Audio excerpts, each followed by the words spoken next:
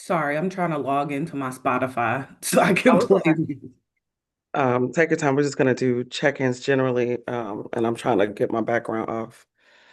Are people still supposed to be in the coming in? People love to say that they want to do things in person, and then they rarely show. So we'll see. Plus, it's cold. If I had thought about it a little bit more, I probably would have said, probably not the best option because there's still snow. So I don't know. We'll see how people thug it out. Maybe they'll show, maybe they won't. Rebecca's running late, so you know. Okay. All right, let me try to get into this Spotify now. Let me make you a co-host. Are you hosting or somebody else? Rebecca will be when she gets here. So I'll probably just get us started. Oh, and Okay. she's calling now. Okay, cool. Yes, ma'am. Hey, did you say you don't have a speaker or a microphone? Microphone. Oh, okay. So I was gonna say we have a speaker.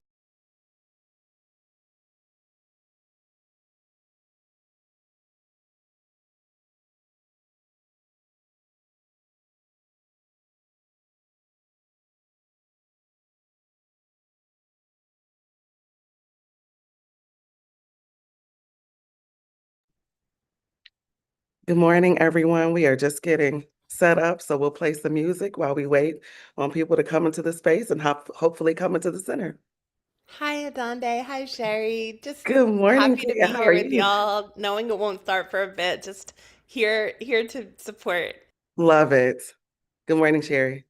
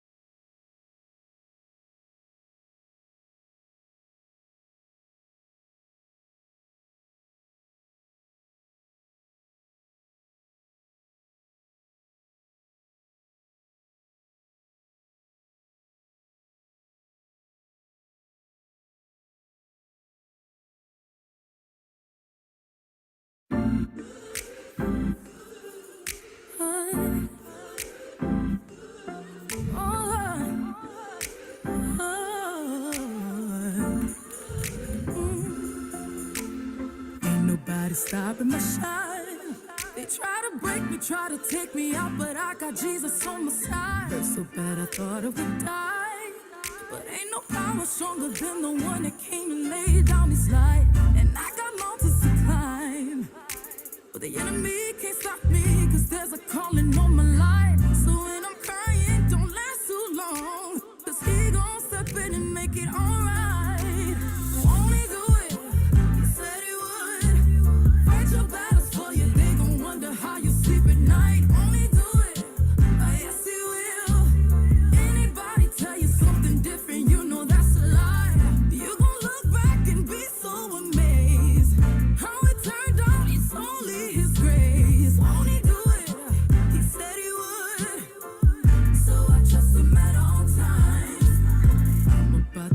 lose it again. I'm about to let him know where I'm from. Don't take me there again. I just call on Jesus, my friend. Get me back in line one more time, cause he's always listening. Ain't nobody perfect, everybody's hurting. Need to whisper, Lord, save me from my weaknesses. Cause you're always on time. Come and get your breakthrough, cause I'm gon' get mine. Do it. You said you would. Fight your battles for you. They gon' wonder how you sleep at night. Only do it. Oh, yes, he will. Anybody tell you something different, you know that's a lie. You gon' look back and be so amazed. How it turned out, it's only his grace. Won't he do it? He said he would. So I trust him at all times. You see what the enemy had planned for my downfall turned out to be the greatest victory of my life. Cause when it comes at you fast and hard, there's only one that could come and make it right.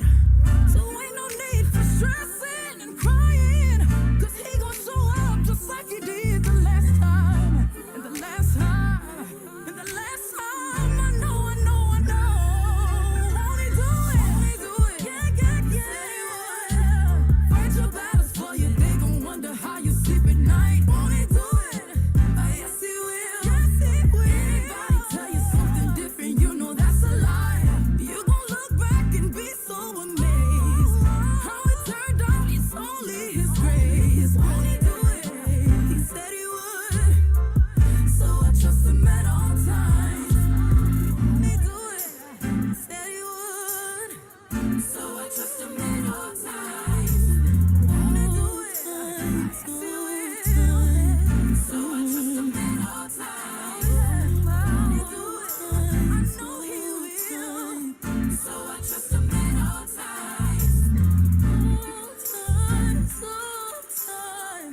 So I trust him at all times.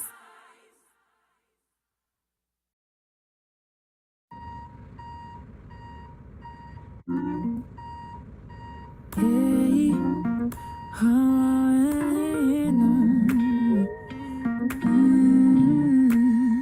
I'm closing chapters, I'm turning pages, glory to glory, and from faith to faith. I'm moving on, I'm moving on, I'm moving on. I'm getting older, so I'll keep it straight. It hurts to let go, but it hurts more to stay. I'm moving on, I'm moving on. Hey, I'm moving on. Hey, hey, hey, hey, hey. I know my rear view can't compare to what God will do with my life. And I am forgetting what's behind me. I have finally decided I'll be moving on. I'm moving on. I'm moving on. My mother told me, she told me well, Forget your failures and forgive yourself. I'm moving on. I'm moving on.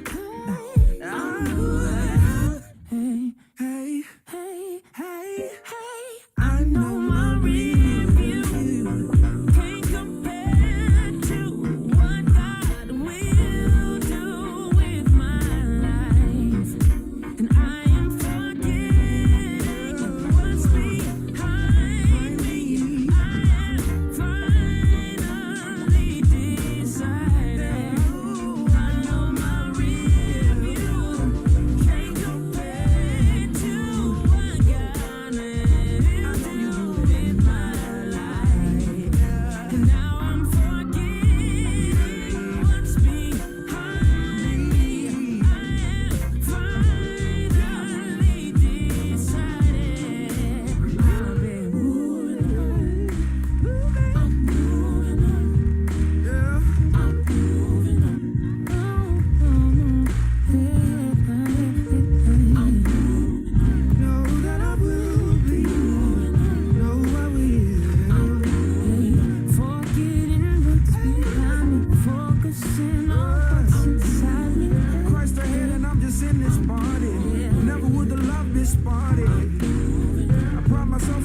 right to your parties. Holy Ghost, you rectify the mind, I'm naughty. Without you, it's powder, I'm a dry land. Without your power, I'm a nightmare.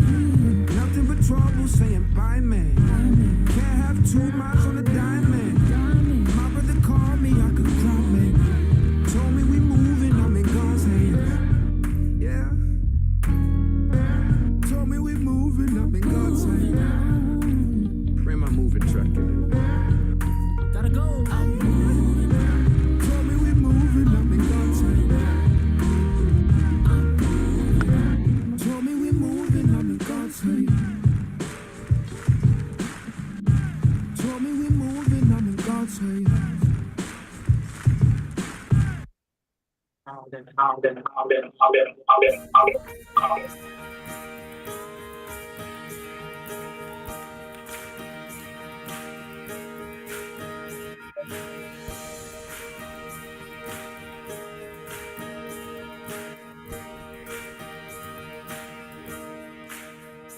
Your goodness, your mercy, and your kindness towards me. Your love is so amazing, it brings me to my knees. Oh, gonna love you forever.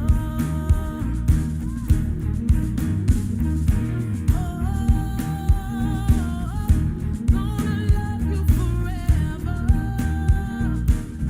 It's a real simple song. Say,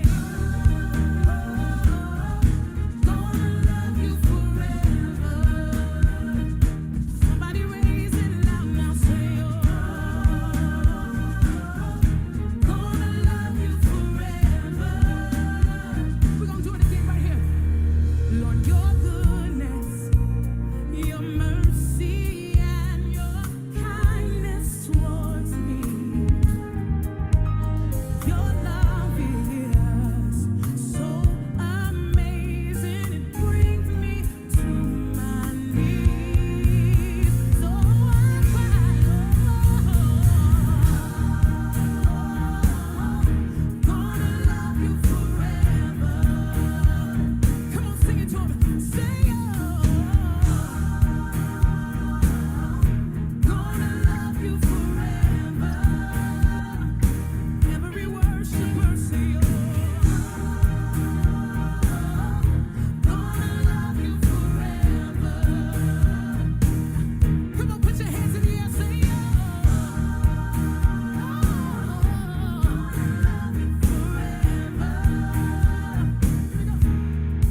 Lord, you're like the river that never runs dry. My heart is your temple, live inside. Lord, you are the air I breathe, you keep me alive. Lord, I need you close, please stay around. Lord, you're like the river that never runs dry. My heart is your temple, live inside. Lord, you are the air I breathe, you keep me alive. Lord, I need you close, please stay around. Lord, I need you close, please stay around. Lord, I need you close, please stay around. So you won't ever give up on me, and all that I have will never be enough to show you. Good morning. Good morning. I don't know what's happening to everyone else, but I saw you, Mama Urania, and you and I are the only one who seem to have our cameras working.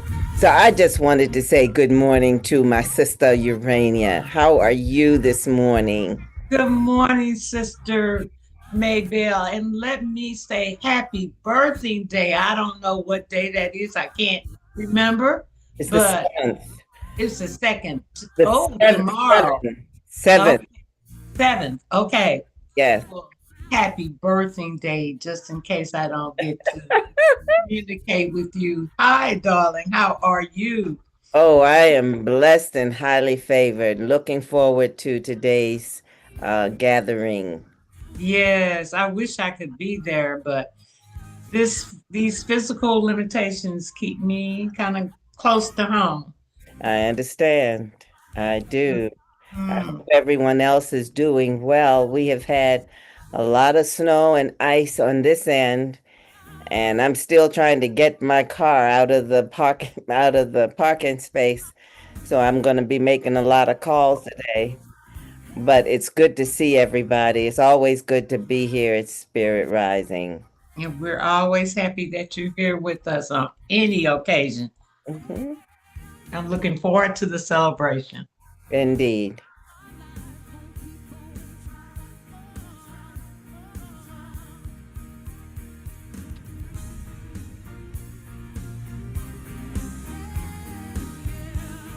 Come on, raise up your sound tonight.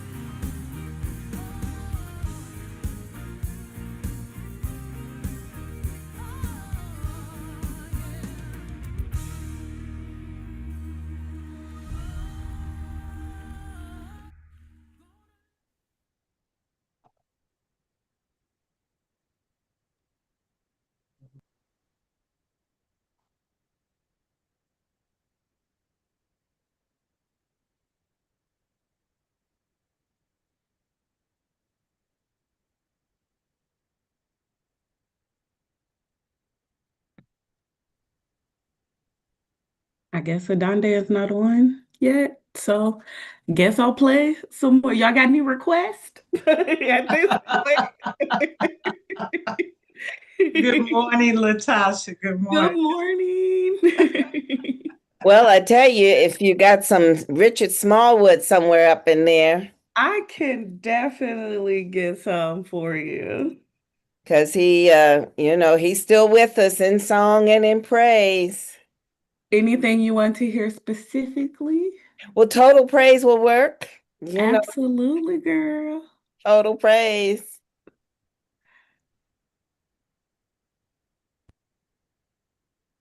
In fact, he has a book of the same title that I recently ordered. Oh, I didn't know about that book. Okay. It's autobiographical. Well, thank you for sharing. Yay.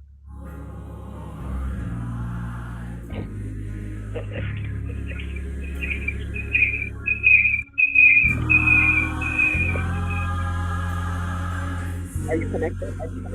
Yeah.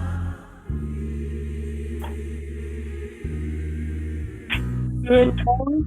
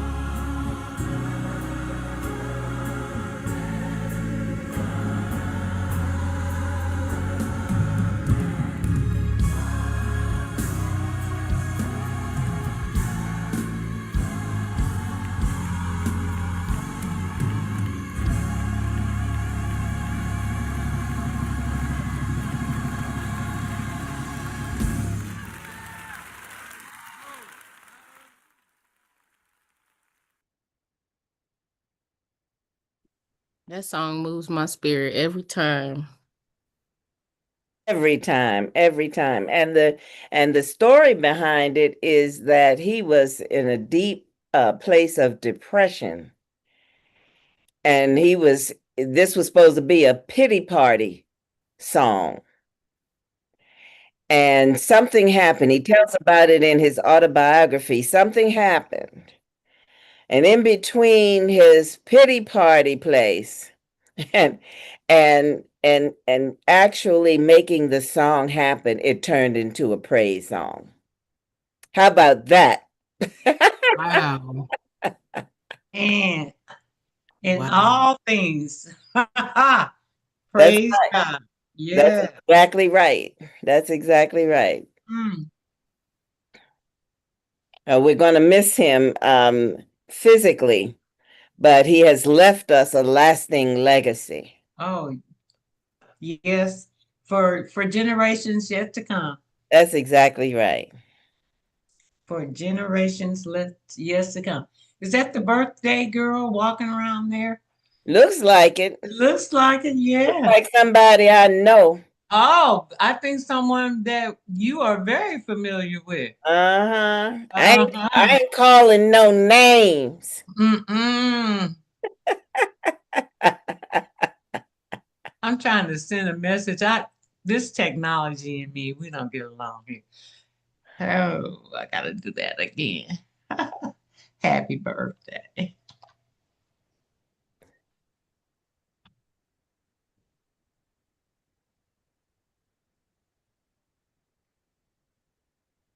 Well, I'm there in spirit. I'm there in spirit. Hi, Miss Alicia. I'm there in spirit too. Yeah. Glad to see you. You as well. I think I caught whatever Bashini got. So I'm under the weather, but I'm here, y'all. Oh, I'm glad you're here. Well, we pray for your speedy recovery. Yes, indeed. Yes, indeed.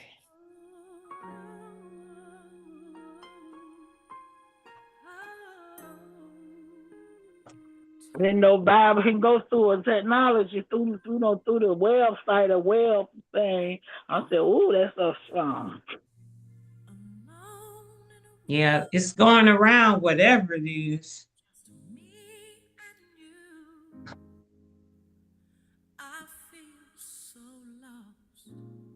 Mm-hmm.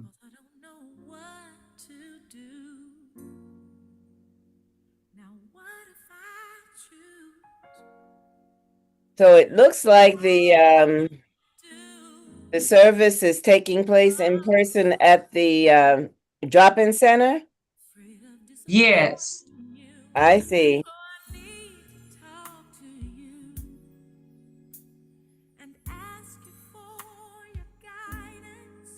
Yeah, they're trying to get the audio set up on their side. So be patient for a little while longer, ladies and gentlemen.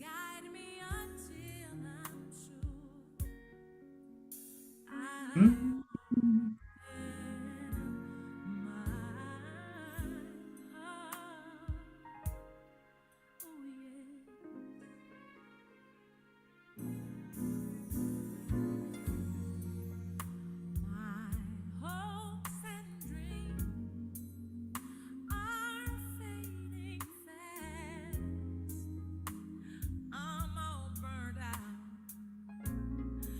I don't think my strength's gonna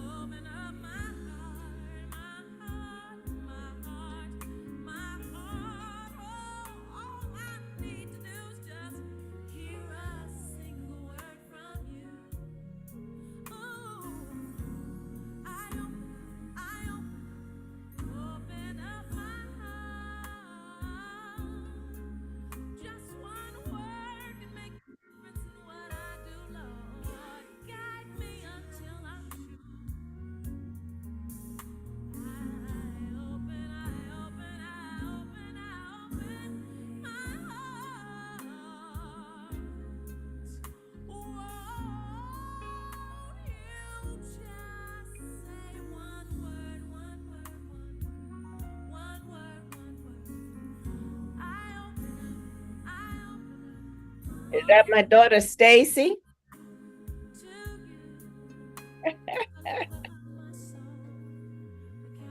It's me, Mama. How you doing, Stacy?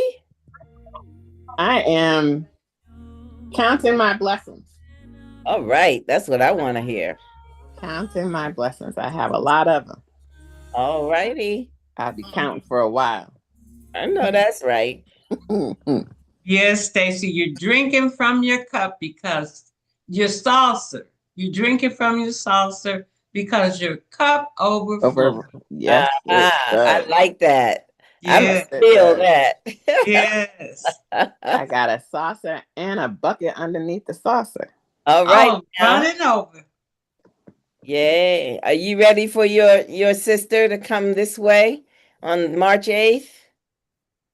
I'm ready. Very excited. Your sister and her issues. And I'll see you too, right? You will see me. Okay, good. I'm looking forward to it. Yep. Hey, family. Good morning, daughter. Good morning. Good morning. Good morning. Good morning.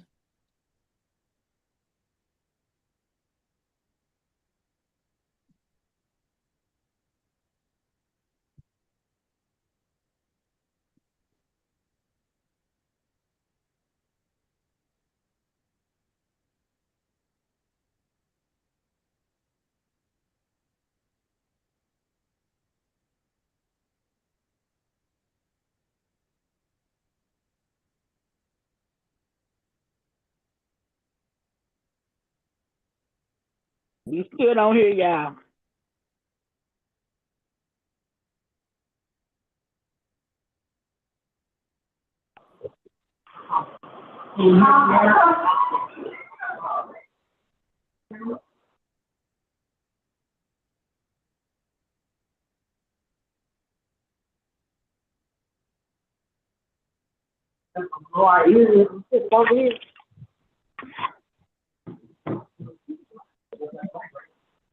Sometimes they do.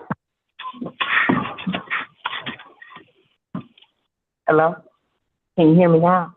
I'm not hearing nothing. Well, we can hear you. We can hear you. We hear something. We hear something.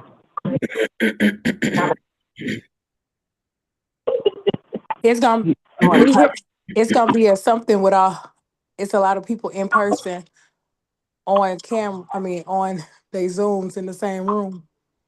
Maybe a little challenging once the conversation start flowing. You so right. Yeah, there's a lot of echo. Yeah, you're right. I was like, what is that? My phone? Okay, I forgot.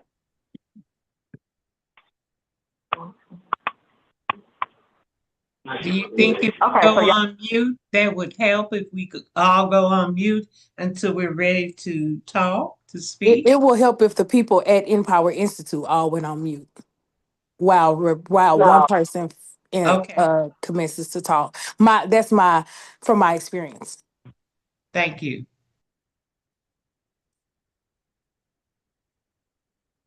Hello, can y'all hear us? Yes, I can hear you, Brittini.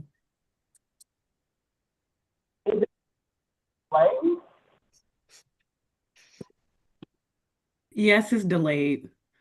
If please, okay. Yeah, so that means y'all can't hear, but y'all gonna have to wait because there's a 10-second delay. Yeah, but if Sally A and Wolf and either Adonde or Empower Institute mute their screens, it probably will be less echo. So nobody is connected to audio. There's only one connected audio. Everybody else is only on video. Like they can't mute. There's no sound coming in or out of their devices. Oh, okay. So it's because of the room or whatever speaker we're using to talk. Okay, you aren't lagging anymore. You aren't lagging sound anymore. a little far away, but you sound aren't good, lagging. Brashane, you sound good. Okay. All right. Do I sound clear? You sound good, Miss Brazil. Yes. Rebecca, happy birthday. You sound You all great. We can sound hear you. Sounding loud and good clear. and looking good. Sounding good and looking good. All right. Yeah, you look beautiful.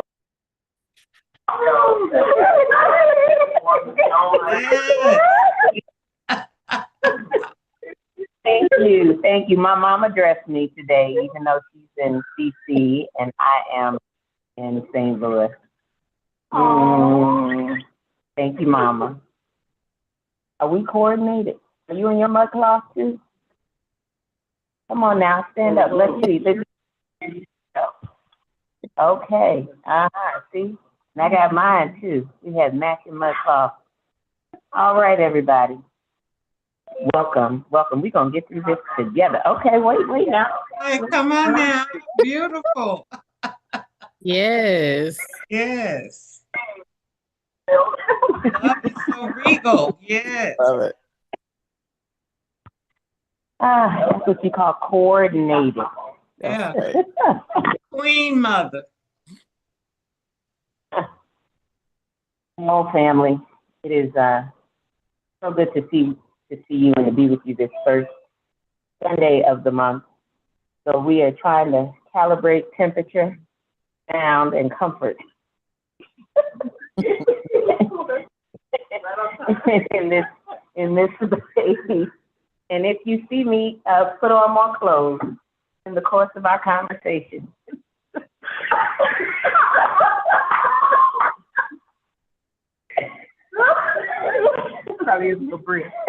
glad you saw it while you could.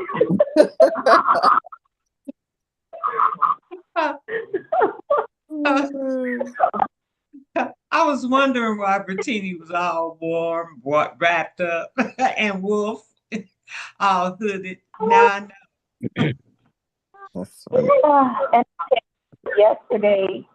late yesterday evening, and turned the heat up 75, but good Lord turned the outside heat down to 2 degrees, and well, you get what you get. So we're trying. But it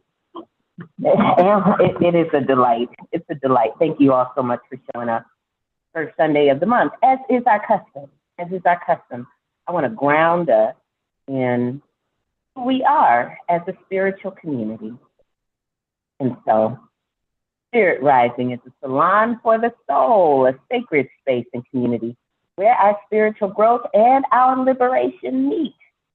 We offer provocations that stimulate our spiritual curiosity, invite our most authentic self-expression, and activate the wisdom of our soul. We affirm the power of the collective to serve as a mighty channel for the revelation and flow through of spirit. And in this here community, we trust love as the greatest universal power. We honor the divine as any name and absolutely no name at all. We focus on collective liberation through spirit, while emphasizing personal experiences and individual transformation. Hey, we lovingly explore the intersections of spiritual development and transformative justice. We believe that spiritual intimacy and oneness with the divine is an accessible relationship for all. And we're rooted by the profound welcome, a persistent and unqualified yes, an extension of unconditional belonging. We dare to stand in the spaces of hurt and hope, to fully witness the possibilities of creation, and we open to the truth wherever we find it. This then means that we embrace the wildness and wholeness of our spirit, not bound by a single path, single tradition, or single way, but multiplicities of being. Welcome, welcome, welcome, y'all. Spirit Rising. I hope you're in the right place. This Sunday. Welcome, Eileen. Now, this is the part I love because I get to call out all of you all, and while we stay muted in here, you all can come off mute. So, Come on off mute and let's greet each other. Mama Love, Reverend Maybell, Sister Stacy. Good afternoon. Hey, beautiful people. Good Hey, morning. beautiful Hello, souls. Hey, beautiful family. spirits. Yes. Happy birthday, Rebecca. Everybody. morning, friends. Aloha, happy Yeah, birthday. Hello, everyone. Gang. Oh, Taylor, yes, Tito. Yes, Lisa, Sally. Hey. Friends. Hey, Wolf. Hey. Happy Sunday.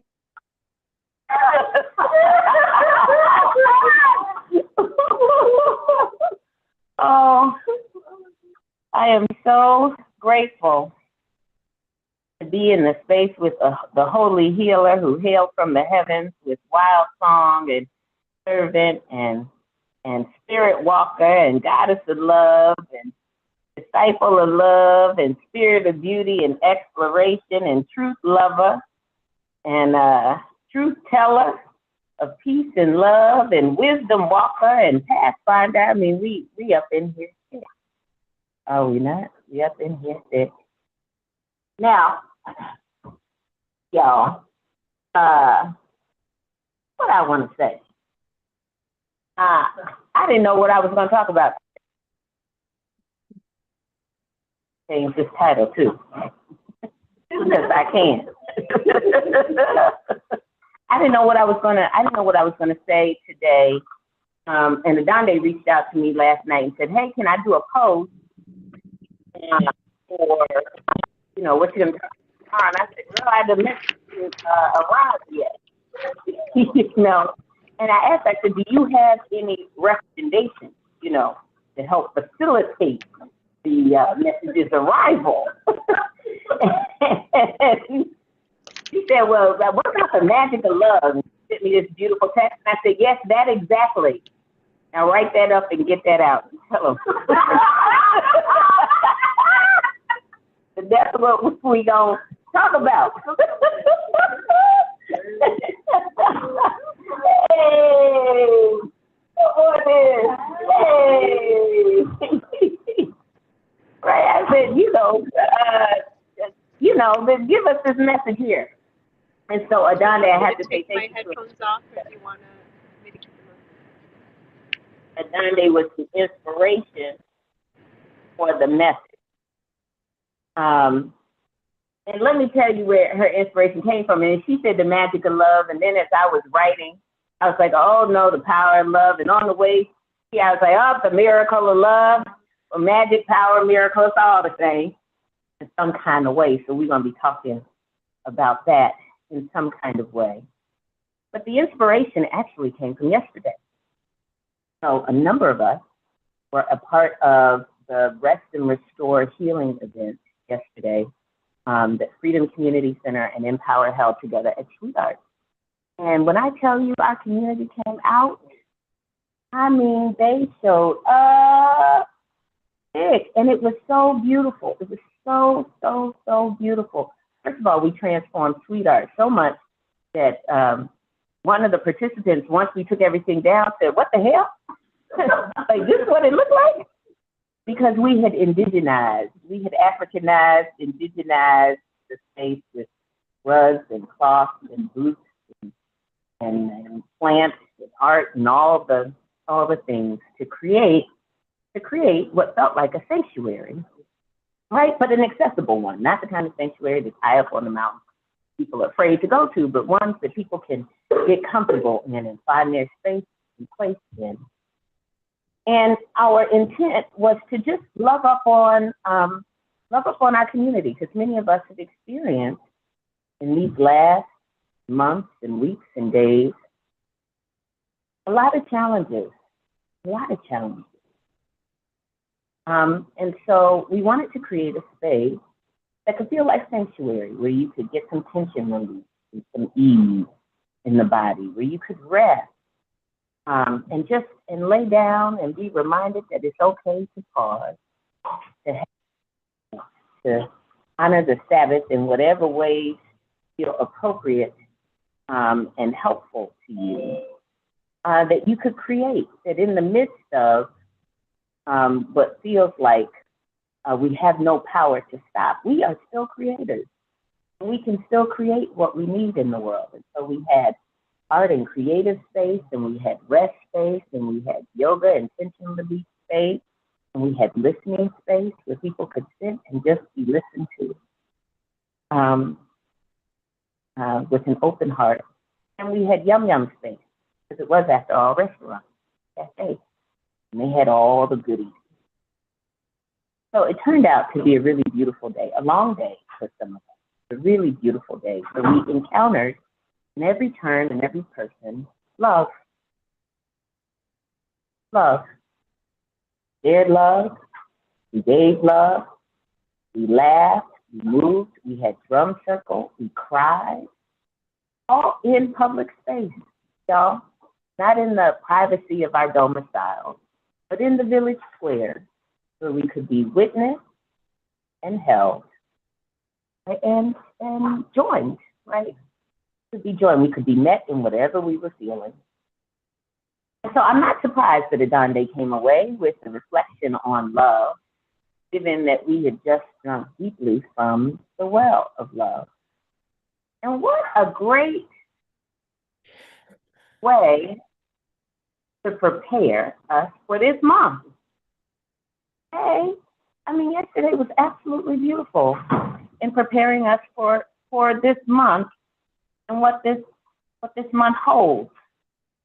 And so I'm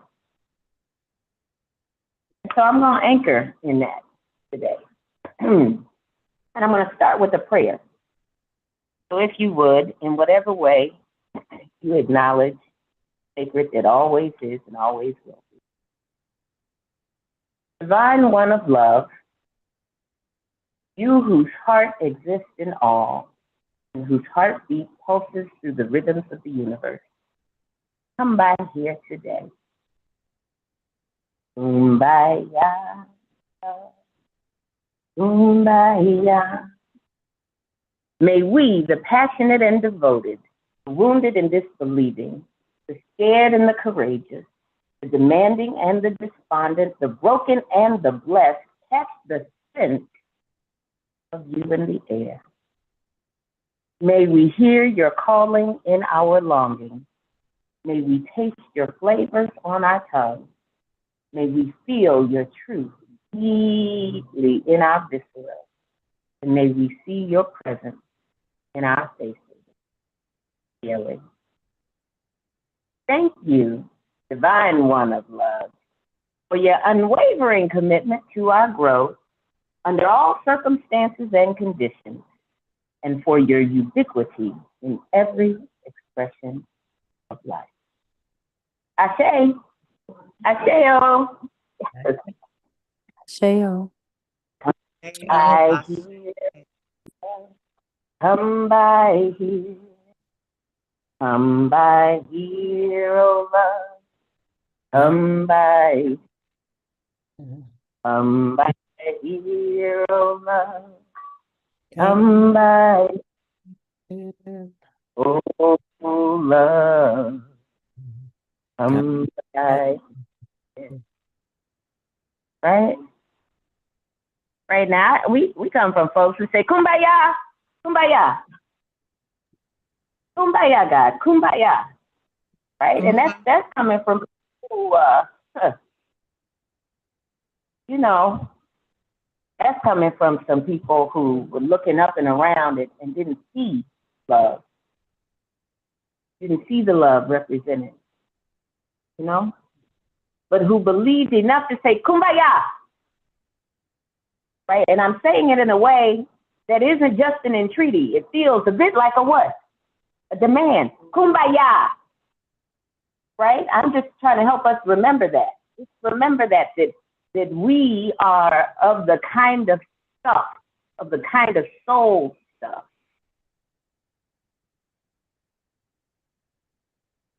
that we can compel,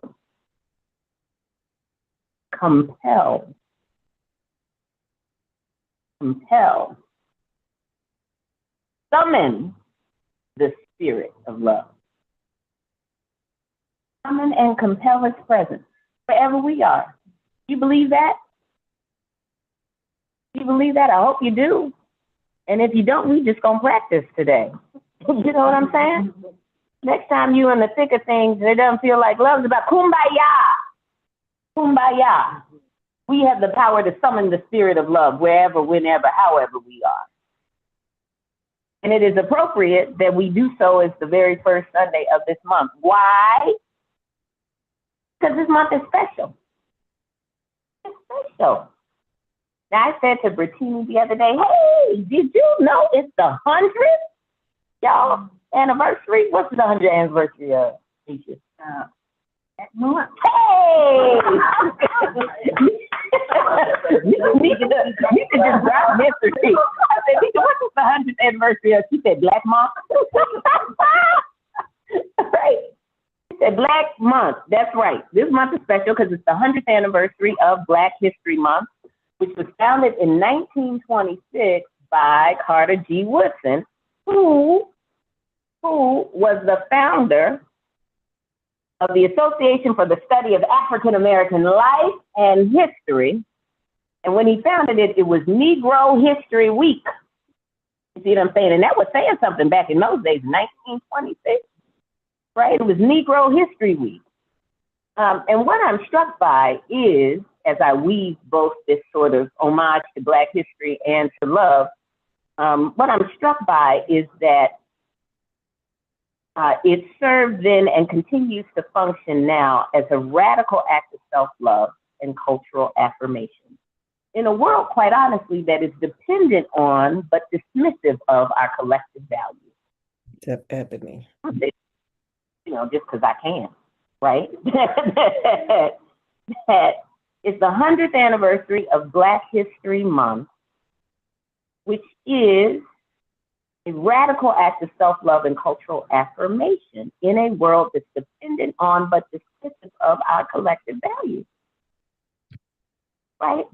And I'm like, whoo, this man back then was clear, right? In a world that is intent on our perennial exploitation, this man said, it is worth knowing who we are.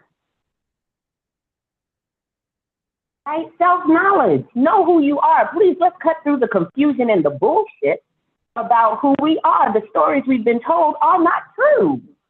Are not true. And he said it in a world that didn't affirm his position. Right? Like, he was just like, so we're going to have a timeout. We're going to have a timeout. And we're going to celebrate. We are people who are worth celebrating. That's not that we aren't complex, like all peoples are. But we're worth celebrating because that was not the ministry of the dominant culture at the time. And so I want to say thank you to Carter G. Woodson for a love so great that after 100 years, it still uplifts the race. Get that? After 100 years. My baby came down this morning, my big baby came down and she said, Happy Black History Month, Mama. Stay black, stay well, stay alive. No, she said, stay black, stay safe, and stay alive. And all those things are good entreaties, right? Stay black, stay safe, and stay alive. But she was excited that she ain't me, Carter G. Woodson, and neither did I, right? But the power of his intent to say that there is no people who stand outside of love, who aren't lovable. It's possible. I mean, when we have been taught that we are unlovable. Unlovable. And this is a universal message from us. Understand that I am entering into this message from the unique perspective of my Blackness, but it's really a universal message. There are no people who are unlovable. Pick your identity, pick your background, pick your issues, right? Every life is worth celebrating. Hello. That's what Carter G. Woodson was saying. And so even after 100 years, Carter G. Woodson's intent and his creation still uplifts the race and stimulates our pursuit of self-knowledge and self-determination beyond the lies. Again, this is a universal message. Self-knowledge and self-determination beyond the lies. And it at its heart is a real question. Who are you, D? Like, who are you? I define myself for myself. Who are you? Who are you, Wild Song? I define myself for myself. Who am I? I mean, this is really at the heart of liberation. What is liberation if you don't know yourself? In fact, liberation is a process of coming to know ourselves, is it not? I mean, that's actually what it is. And coming to know ourselves and be ourselves. That is what liberation is. Any other definition is a fraud. And coming to know ourselves and be ourselves. So I hope I brought my charger, y'all. this day right here. And so I give thanks to Carter G. Woodson, right? So February 1 marks the beginning of Black History Month and it's a special month. But it's also known as the month of love, February, right? Y'all know, you've seen them Hallmark movies and all those commercials. I mean, right after the new year, everything turned pink and what's that other color? Red, pink and red. You know, and they were selling stuff immediately for us, because this is a month that is about love. Now, I'm actually not sure why the most powerful force in the universe gets the shortest month in the year for its recognition.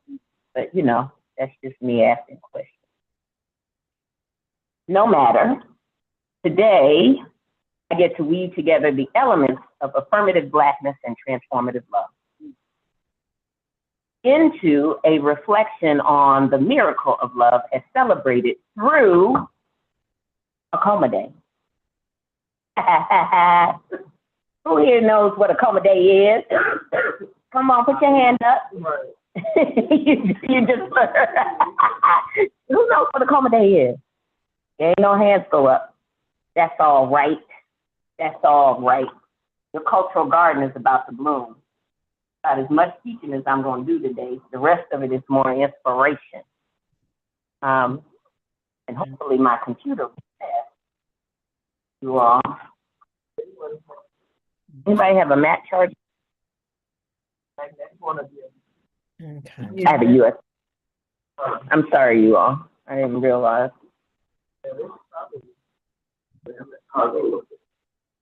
Okay. Thank you. There we go. I'm good.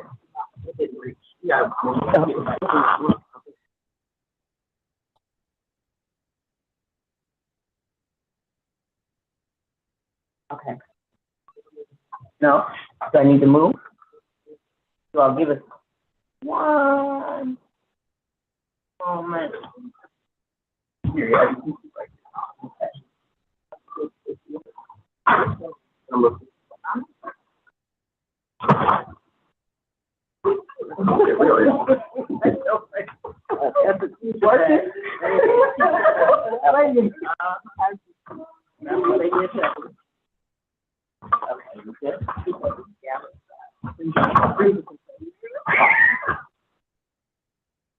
Okay. I want to talk to you a little bit about Akoma Day because it weaves affirmative Blackness and transformative love, but also just becomes a platform to talk about the power of love, the miracle of love, the magic of love. Pick your descriptor. But for those of you who are unfamiliar with Akoma Day, I challenge you to celebrate it. I challenge you to start celebrating. That's all I'm going to say. It is a relatively new cultural event that emerges from Carter G. Woodson's celebratory lineage of racial validation. So it emerges from that lineage. And it was founded by two people, a couple actually, called Monsho and Inwasha Azu. Monsho and Inwasha Azu.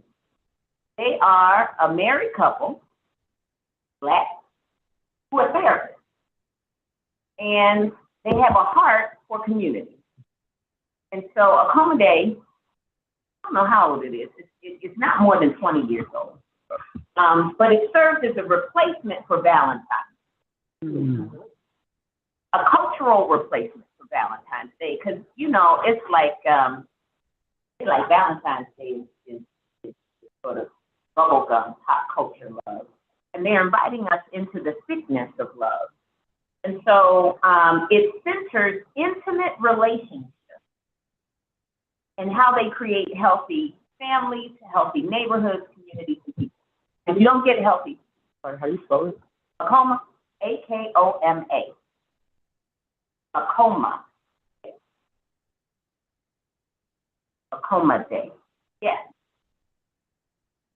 Right? And it says at the heart of intimate relationships lie at the heart of our well-being. That is what it says. Right? And there's intimate relationship with self. Right? Intimate relationship with self. Like, do I know myself? Right? That's the nature of that intimacy. Am I attentive to myself? Do I know myself? Do I love myself? Am I interested in myself? Right? Intimate relationship with myself as opposed to a distant relationship with ourselves. And often our conditioning and our programming moves us further and further away from who we actually are. And so they're wanting to collapse some of that distance, intimate relationship with myself. I might also say intimate relationship with my God, whatever my sense of God, whatever my sense of that which is greater.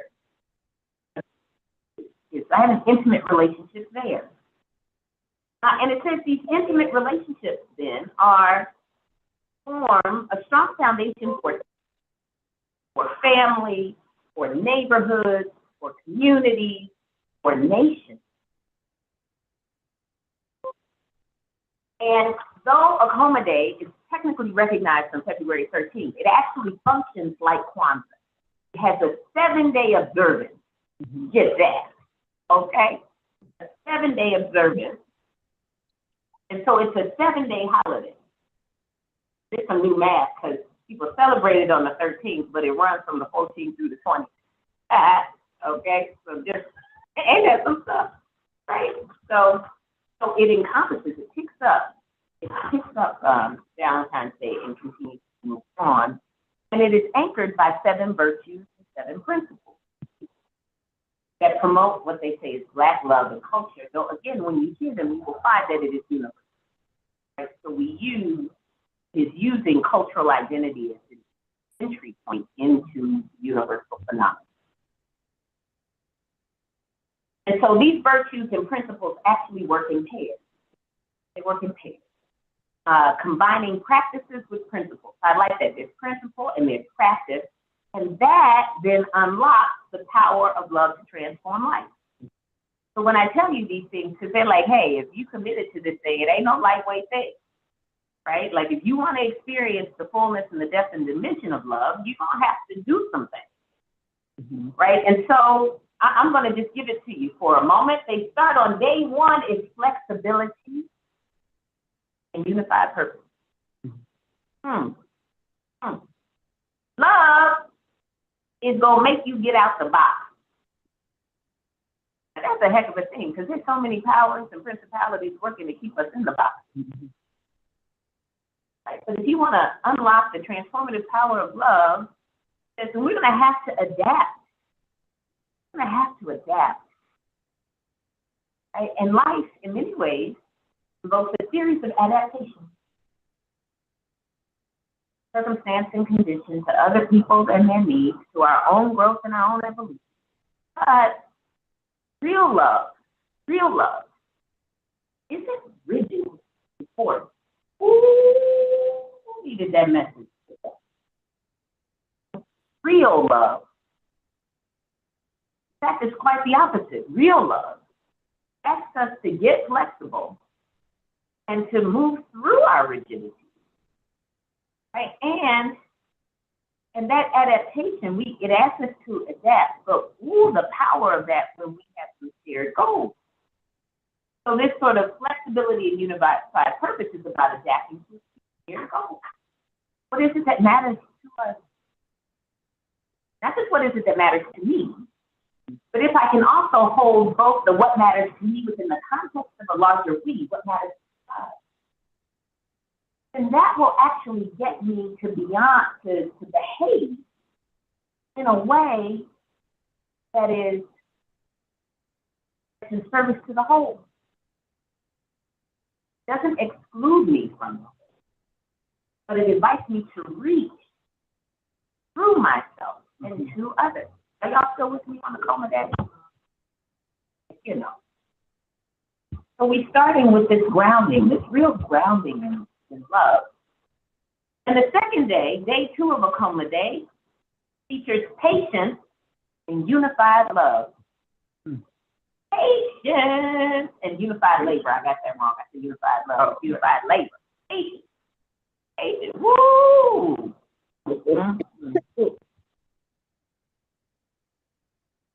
Right? If you want to go fast, go alone.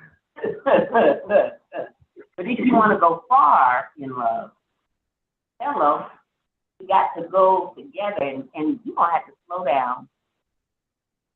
Slow down. Slow down. Patience. Patience.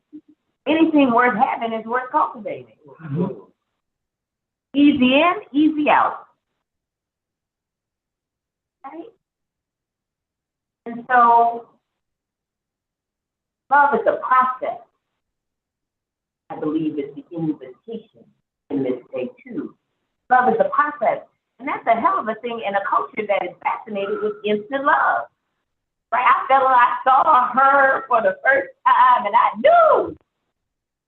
Right? Like that is often what is held up as evidence of real love.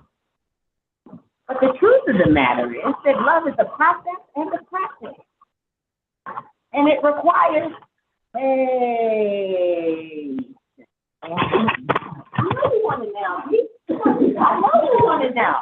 I know you want it now. You know what I'm saying? She's telling you, she said, I want it now.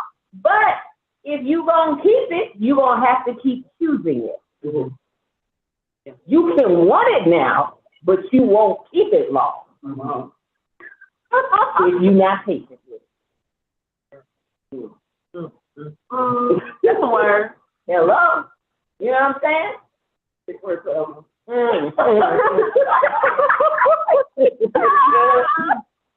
Right? Patient.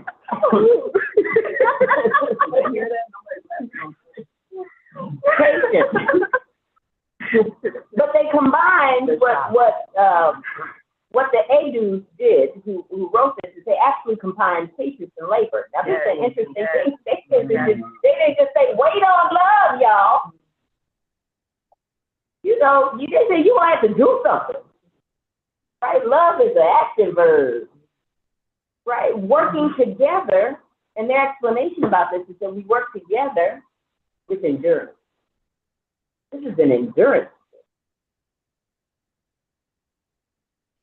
Love. That's day 2.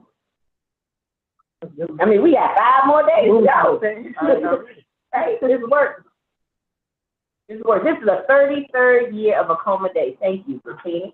From here on out, this is what we gonna be celebrating. I can't tell you what you gonna be celebrating, but I can tell you what's happening in my house. Okay. Right? Day 3 is faithfulness.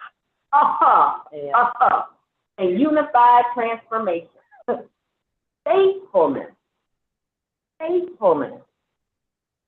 Hey, Mama. Mama. Now, I know I got multiple mamas on this call. She did multiple ones with us. I can tell you, Mama, and Mama Love. Which one you want? I want all my mamas. All my mamas. Patience, this day 3 is faithfulness and unified transformation. Now, I put this together. Hey, Mama. There's a tradition. When we're in the tradition, they say, keep coming back. What? More will be revealed. Keep coming back. More will be revealed. Yes. Keep coming back. That's that faithfulness, right? That's right. If you're going to have to keep coming back. Now, that is a holy contradiction to the I'm through with your ass. Come on now. Okay. God. You know.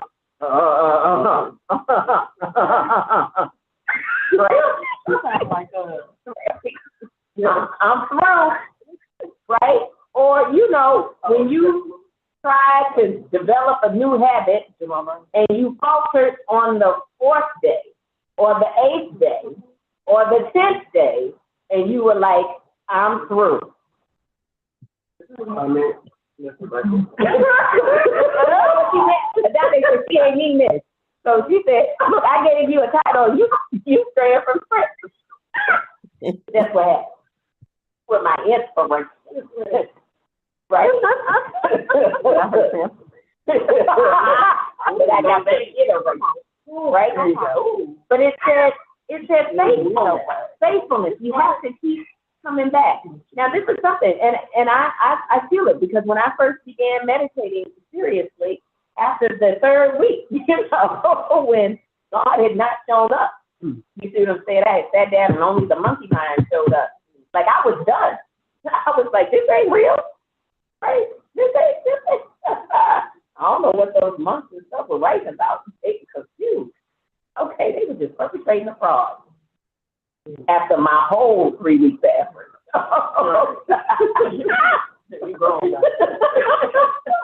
Right. Faithfulness. Keep coming back. Keep coming back. Keep coming back. Even in your imperfections, even in your stumbling, even with your unevenness in your effort and your efficacy, even with your disbelief, keep showing up. Keep showing up. Keep showing up. Commit to your growth. Commit to your personal growth. Commit to your relational growth. Commit it. Commit it. Commit. We call that devotion. Mm-hmm. Notice my D's. I didn't say discipline. Because one centers heart. Right? One centers heart and the other compliance. Mm-hmm.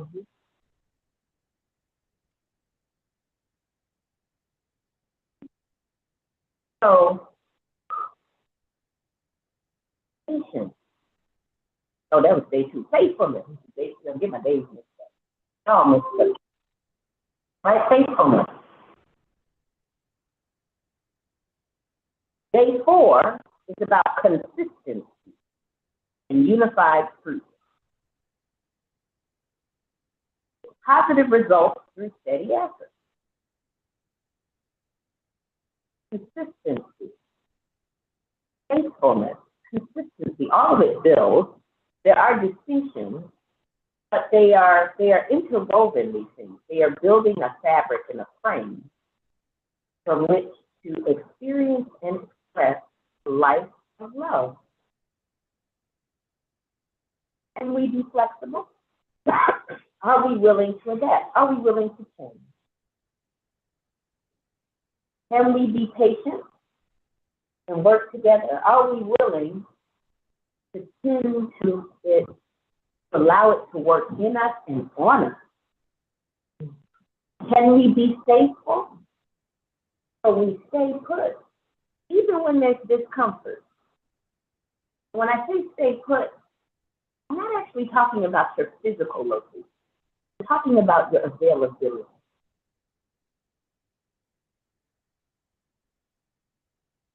My biological mama liked to say, don't be at the train station when your ship comes in. Don't be unavailable.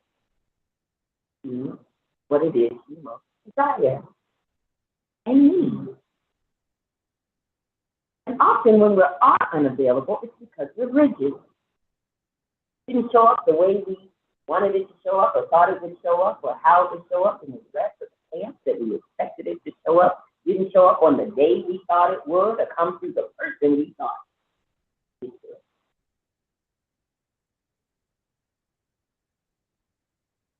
Right? And let's be consistent. Let's be consistent. Like a running stream, that water moving consistently over time created the Grand Canyon.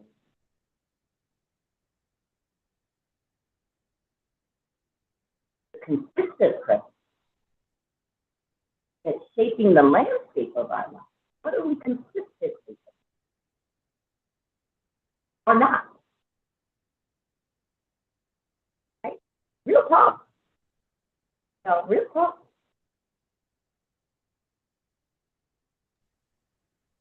Day 5 is endurance. See, all of it, patience, faithfulness, consistency, endurance, they're all related. A unified mind is about maintaining resilience. And this is can we endure? Because woo, that terrain comes with what we want and what we don't want. Can we endure? And that's not asking for an optimal set of circumstances. But that's not the nature of it. In fact, endurance is a nod to difficulty, to hardship, to loss, grief.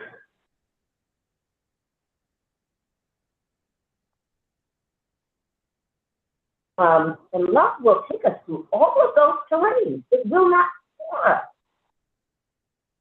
Sort of notion of love is somehow magicking us out of difficulty. It's an immature understanding of a cosmic force. Wow. It is as old as the universe itself. So, and we endure, because if we can, we'll find that we can grow through it. Whatever it is, our soul, being love and being agents of love, will use it all. Especially the hard things. Especially the hurtful things. Day 6, fondness. They couldn't settle on which words here. Fondness / goodwill. So they put that together in unified body.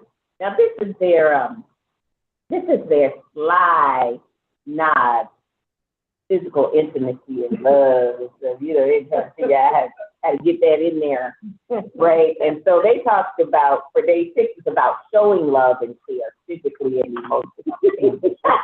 I love it.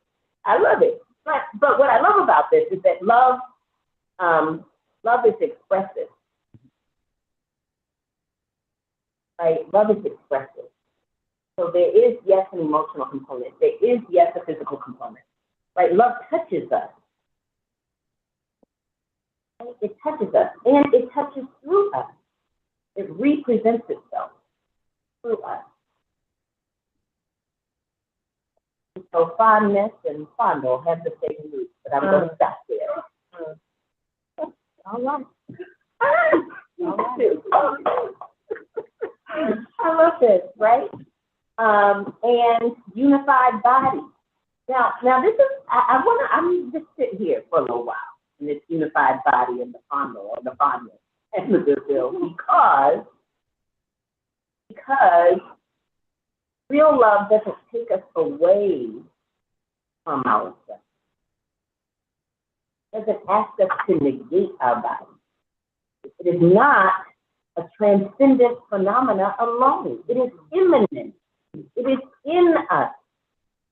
It's in us. It's in our muscles and our cells and our tissues and our synapses and our systems and our organs. It's in us.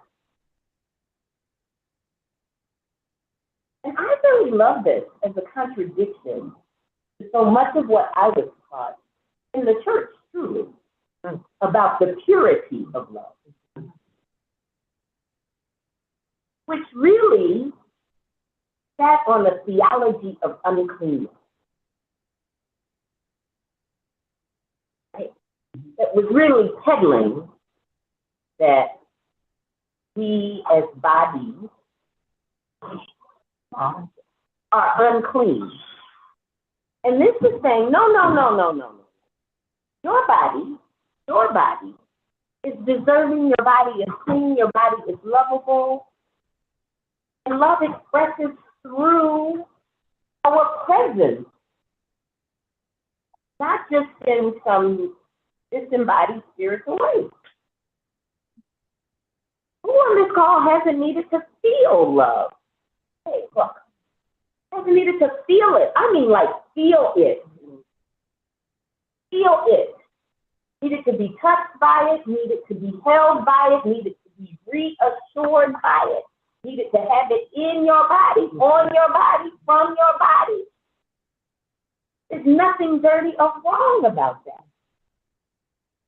I'm raising healthy children and not touching them. We call that failure to thrive. It will not grow.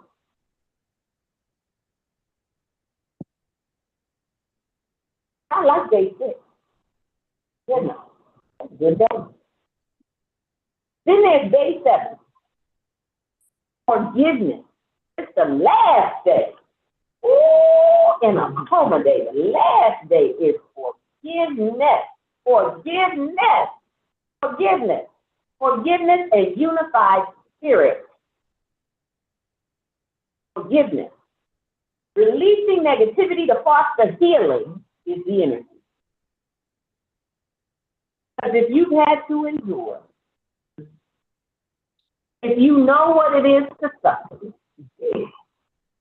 if you've lived through harm and you've caused harm, I ain't gonna ask which one of you, but I will tell you, I'm both. I have done both. Then you're gonna need some forgiveness up in this. To extend it and to receive it. Forgiveness. Forgiveness, releasing negativity, choosing to not hold on to it, to not be defined by it. Yeah, I think that's the bigger thing, to not be defined by it. Not be defined by it. Choosing to not be defined by whatever it is that hurts you, whatever hurts you.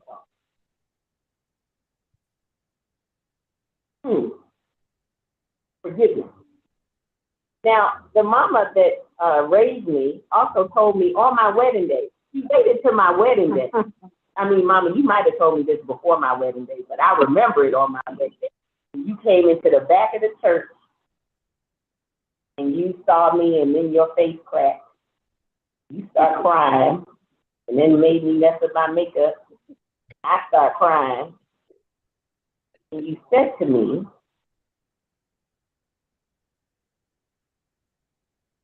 you shared with me a little bit about your own marriage. And then you said to me, remember that Celine wasn't there to make me happy. Yeah, how you gonna say that on my wedding day? Ain't there to make you happy. You're not there to make him happy. But if you all are committed to your growth, you're more likely to be happy together. And if this thing is gonna last, you're gonna have to dig deep into the womb of forgiveness in this life. You remember saying that to me? You remember that? Yeah, okay. So did. You don't have to dig deep into the womb of forgiveness. You just don't have to. Like to do life with somebody. Life. You're gonna step on some toes. You're gonna have your toes stepped on. Right. And whatever the nature of life, like that conversation happened within the context of the romantic love. But I mean, who have you done life with? Who have you done life with and not been hurt by? Right? And not hurting someone.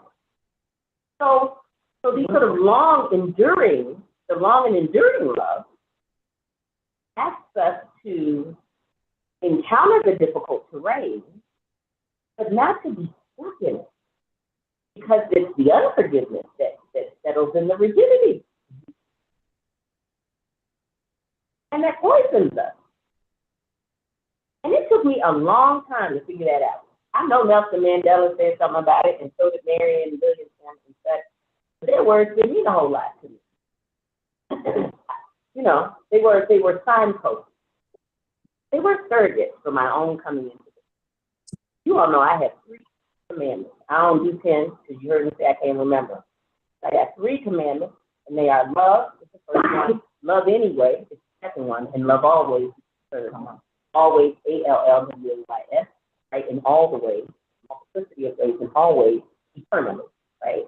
You can't get to the third one without going through the second one. The second one is the hardest. Love anyway. Love anyway. And what trips me up in the love anyway, and Spirit is still working with me, but what trips me up in the love anyway is because normally I'm thinking, how is it that I can love you past your food? Like, that's my frame. Right? You want me to love and you behaving poorly? You want me to love and you have wounded me? I mean, you want me to love and your behavior is horrific? Behavior is horrific. Like, you want me to love in your very presence offends me. Right? I got tripped up right there. I got tripped up right there. But the truth of the matter is that the secret to love anyway is not about the other. It's about me. Because of that first commandment. Why do I love? Why is the first commandment to love? I love because I am love. It is my source. It is my essence. And it is my most authentic self-expression. It is my source. It is my essence. And it is my most authentic self-expression. So to not love puts me in direct violation of myself. It's not about you. It's not about you. Like I actually have to become less than what I am.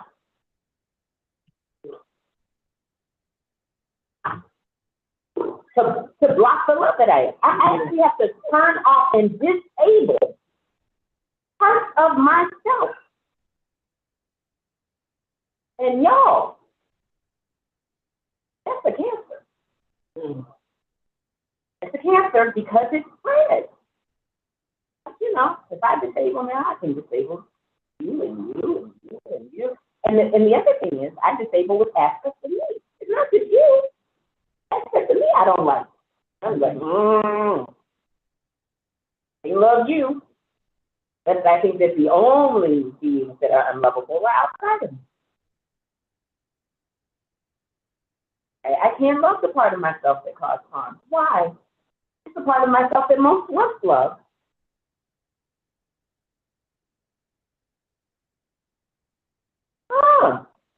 I mean, that's why I told you I get tripped up on that second commandment. Love anyway. Love anyway. That doesn't tell you how to love. But it's like, hey, you know, you got a million reasons not to love. And maybe 999,000 of them are good. I'm not even saying they're bad reasons. They're good reasons. Okay, but still love. Okay, still love. Donde is about to fall out her chair over here. She's like, she told me she ain't signed up for this one. But that's not what I had said I was going to talk about. Okay, I was thinking about it. It's a real question.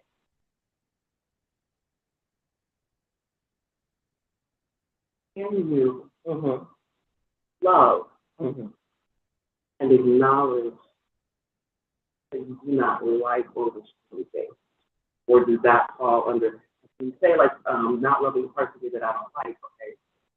And then it's friends, but I can handle that in self. Okay. But engaging with someone who may have caused harm or perpetually causes harm, I can still love in the sense that I don't wish to put harm on them. Right. But I don't wish to engage from this point. But now you're making me reconsider if that in and of itself is why do we think that? Here's what I'm gonna say, and it's not, I'm gonna say something, but it's not gonna be an easy thing to say, right? Okay. she's asking very important questions. Like, you live on the plantation, right? Master done whooped your ass. You want to stay away from master, but you're not going to be master. You don't want nothing to do with master. Are you still standing in love, right? Now I'm giving a fictional. Well, shoot, that's not fictional. That's not fictional. That's not fictional at all. Right. Remember I said the second commandment still working on me.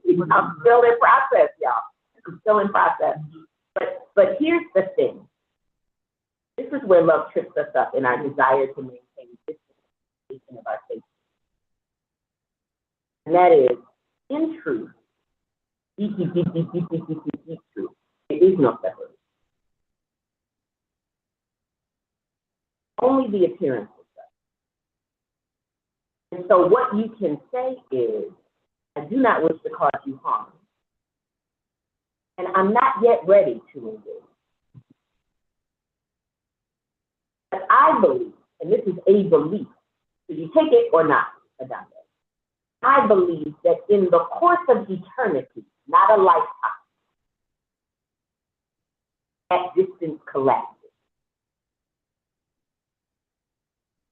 And you got to have some thoughts about forever, okay? You got to have some thoughts about forever. Because the things that I cannot do in a lifetime, or I'm unwilling to do in a lifetime, because we can be unwilling, right?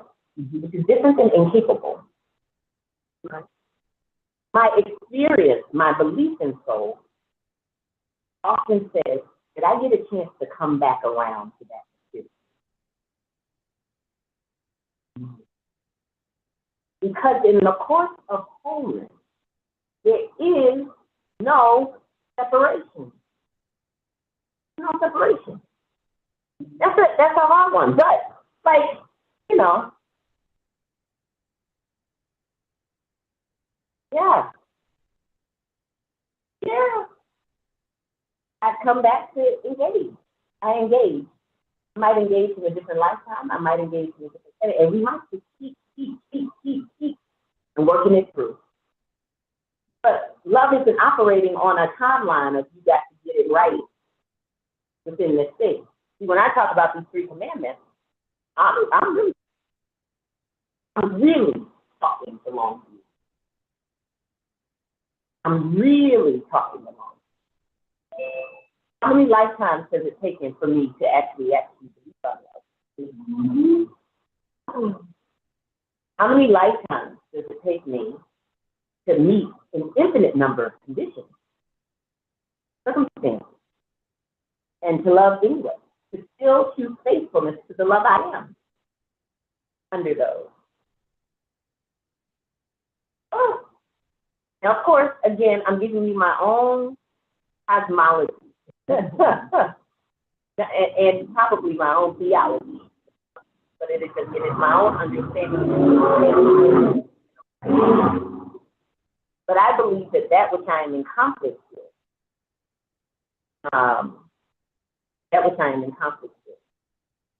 I end up working to resolve for the course of eternity. All of it.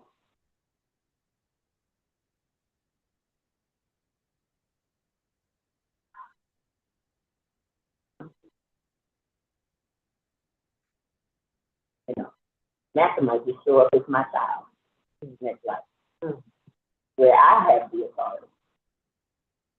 And I have some spiritual memory of what it was. Spiritual, it might not be in my personality, but I do have a soul memory of what it was to have been harmed and to have power to silence it. And now I'm this that child I don't like. For some reason, I liked all my other kids, but not this one.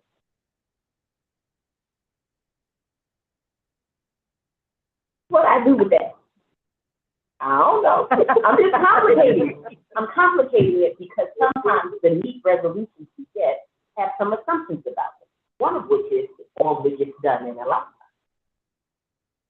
One of which is I am only the identity that I recognize in myself right now. What happens to all the other identities we were?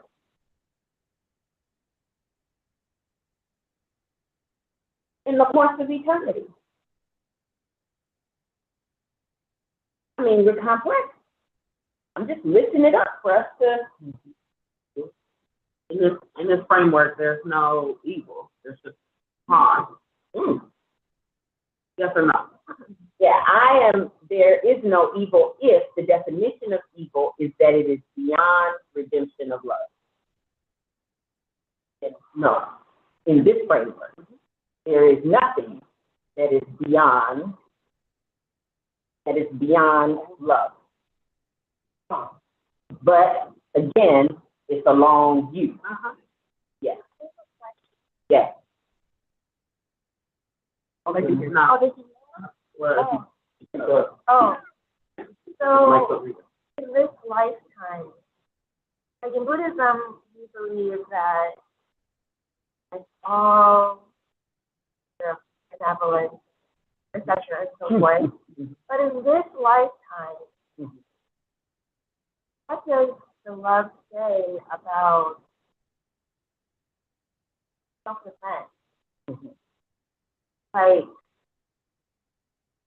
and stepping up and fighting back, and someone impedes on the essence of love for all. I can't not think about that during these times. That sometimes being a peace warrior can also mean that you have to step up for the power of love to not be impinged. So I'm like thinking about this of love anyway, but how does that coincide with being able to defend one's loved one and one's city, and against many of those that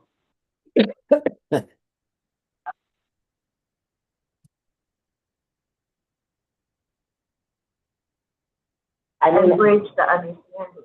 I see that there is need for that, but at some point there's I don't know, divide. Or maybe the divide is imaginary. But like, can you show love by fighting back? Yeah. Yeah. I don't have that conflict. Oh, okay. I mean, I don't have the conflict. In fact, I don't think that love anyway needs to be so engaged.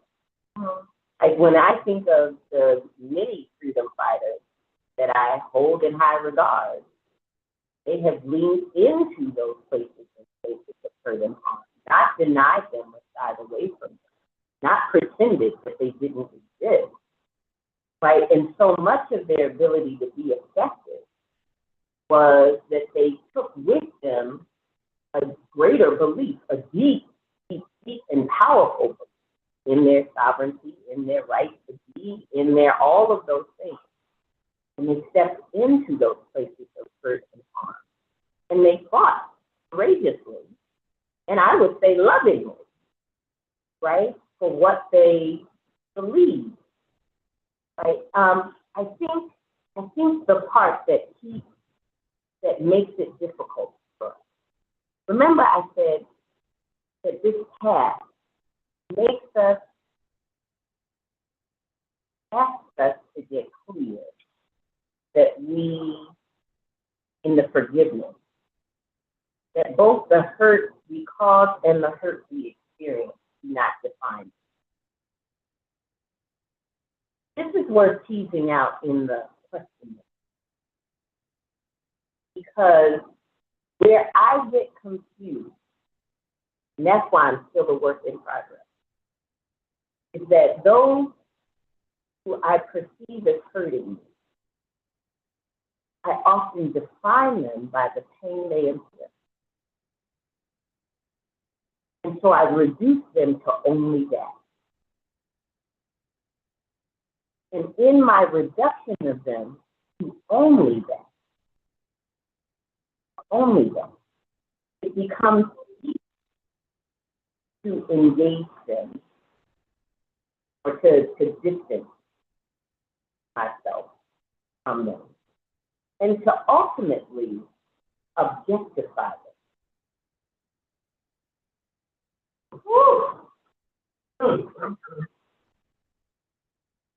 So it's like when I said to my kids when they were growing, I say the being is not the behavior.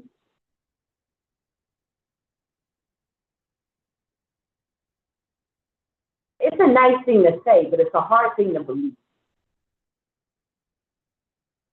Because when your behavior is repeatedly harmful,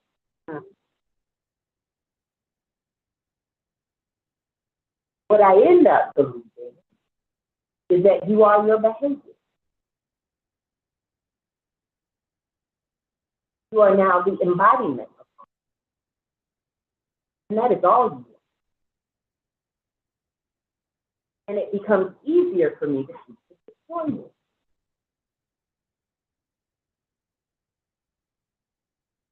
That's a place, it's a real place that becomes real hard to push through. That I'm not and you aren't just what you do. Even if you keep doing it. Even if you come to believe that that's all you are.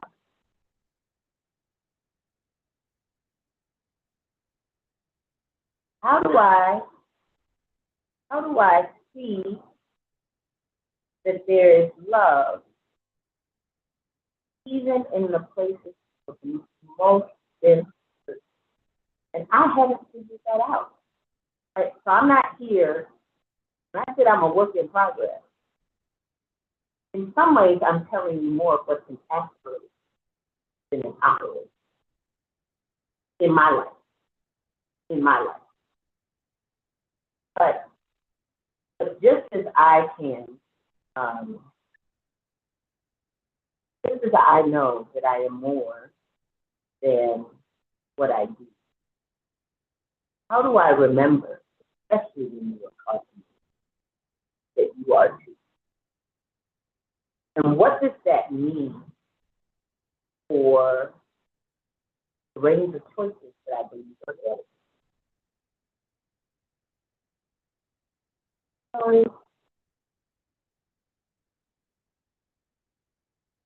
Our commitment to love,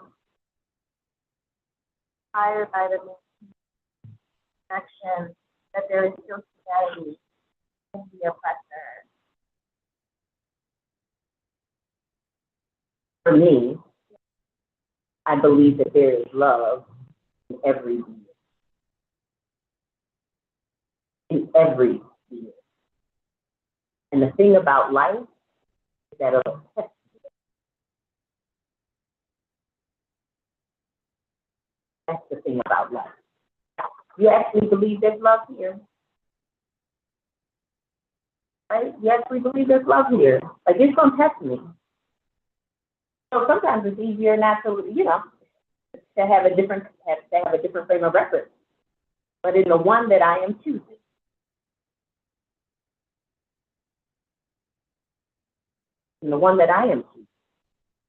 I'm being stretched to believe that there's love. And the thing is, I come from people who managed to figure that one out on the whole. Because we're not a very violent people. I mean, contrary to what is said, given what has been done to us, right? We've seen horror, and every group of people has. Again, I speak to my friends. But the way we have shown up, by and large, has not been to decapitate those who have inflicted harm. In that, not been our way. Oh. Can I? Let me tell you, I believe that as much as we are an embodiment of love, there are some embodiments of harm. And to those embodiments of harm, I hope they die slow. Real slow. Can I I? hear you. Can I? What I know is oh, go ahead, Aisha. Okay, I was gonna say that I'm also listening, and I was having certain struggles with the cosmology and the etymology and the theology being in all of the ologies being presented. Um, I think like when we talk about evil and things that are beyond the redemption of love, of course, like the big thing that I think on a lot of people's mind is someone like Trump, right? Who on a grand scale has perpetuated massive harm, on an interpersonal scale allegedly has murdered small children. Like, there's a lot there. And also I think I've been personally on a journey of trying to understand harm and the way I perpetuate harm and the way that I receive um, critique, if you will, or um, what does it mean to make amends for that harm? All of these things. So I am understanding of like on a grand scale, all of us are perpetuators and receivers of harm. I think where I start to struggle more specifically is one specific point you brought up of like, we are not just the actions that we do. And I think that that is difficult for me, in part because of um, my own enmeshment in white American culture, which, even from like Stoicism to today, has a very, very strong emphasis on action and productivity and how that is what defines you really as a person within, I would say, the white American cosmology. And I went to school with primarily white people. And so I think that has impacted me. Um, but I also would say that in my personal life, right, when we talk about loving someone, and forgiveness, I have personally experienced people who I believe love me express, you are harmful, therefore I cannot continue to be in relation with you. And while I think some people might see that as like maybe a failure to love, I don't necessarily think that's the case, because I think that sometimes people taking space from you can encourage you to make necessary changes that then prevent that continuation of harm. So then I think like, is that a higher way of loving actually, is to say, I'm not going to maybe enable, if you want to say. Okay, I didn't know y'all couldn't hear me. I'm going to get closer to the mic. Is that sometimes maybe the highest form of love or redemption is to stop that person's ability to continue to harm, whether that's harm they're committing against you by removing yourself from the situation, or if that is stopping it from harming others, like in the case of Trump, like maybe Trump just has to die. And maybe that is the highest form of love we can extend to Trump. I don't know. I don't really know. And that's really kind of where I'm struggling, right? Because how does one determine that? How does one determine what is an appropriate response? And I don't feel comfortable, I guess, extending that in the sense to the person who's being harmed should show up XYZ. And the last thing I want to say was in regards to us not showing up, decapitating our oppressors. I have been the last couple of weeks going to self-defense classes, and I'm not sure that's a good thing. Like I'm not sure that inability inability. It's an inability. Is it a choice or is it an inability? Because I've been struggling, even in my very structured, safe environment, to throw punches because I'm terrified of hurting my sparring partner who was literally signed up to be there to get punched in the face in the same way that I have. Right? I don't know to what degree that is love moving through me or what degree of conditioning and fear that is. Those are the things that I was thinking. I don't know. Aisha, I so appreciate your and your sisters like offering contradictions or other ways to speak, and I'm okay with that. See, I'm not here to resolve it for you, right? My work is to get you and me to grapple with the thing and to grapple deeply with the thing, right? So that and you, Eileen, right? I've said, right? I don't have it all figured out. And here's what I know. Kill Trump, you haven't killed the consciousness. There's a state of consciousness, right? And there's a reality for every state of consciousness, and there are people for it. Right? So yes, okay.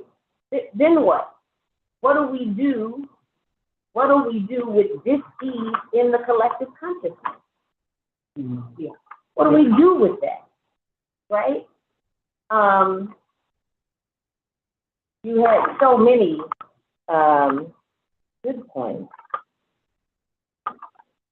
I think, and your point about, hey, when people pull back and not only articulate but enforce their boundaries, it can create conditions of growth. I'm actually not saying that you shouldn't have boundaries or that I shouldn't have boundaries. Here's what I'm saying. Whatever boundaries you have are not hard and fast separation. That's what I'm saying. That so often we think that because I never talk to you again, it means I'm not connected to you. And I'm challenging that. Whatever my behavior, I might not ever talk to you again. I might not ever see you again. But baby, I might still think about you. Energy is energy. I might still be fucked up by what you did, and I still haven't talked to you in 30 years. Why? Because I'm not separate from you, really. And what I have done, I have said, you're over there and I'm over here, but the energy of the universe doesn't work like that. It still finds me. I'm saying it's not easy to disentangle. And that our entanglements are so deep and so thick that we don't get out of them, even with the presence of our boundaries. And so if what I think I'm doing is actually disconnecting myself, then let me acknowledge at some level I'm not.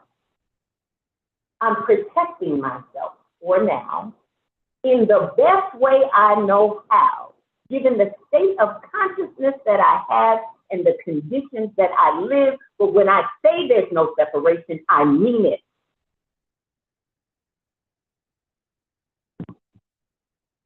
Really, where do I stop?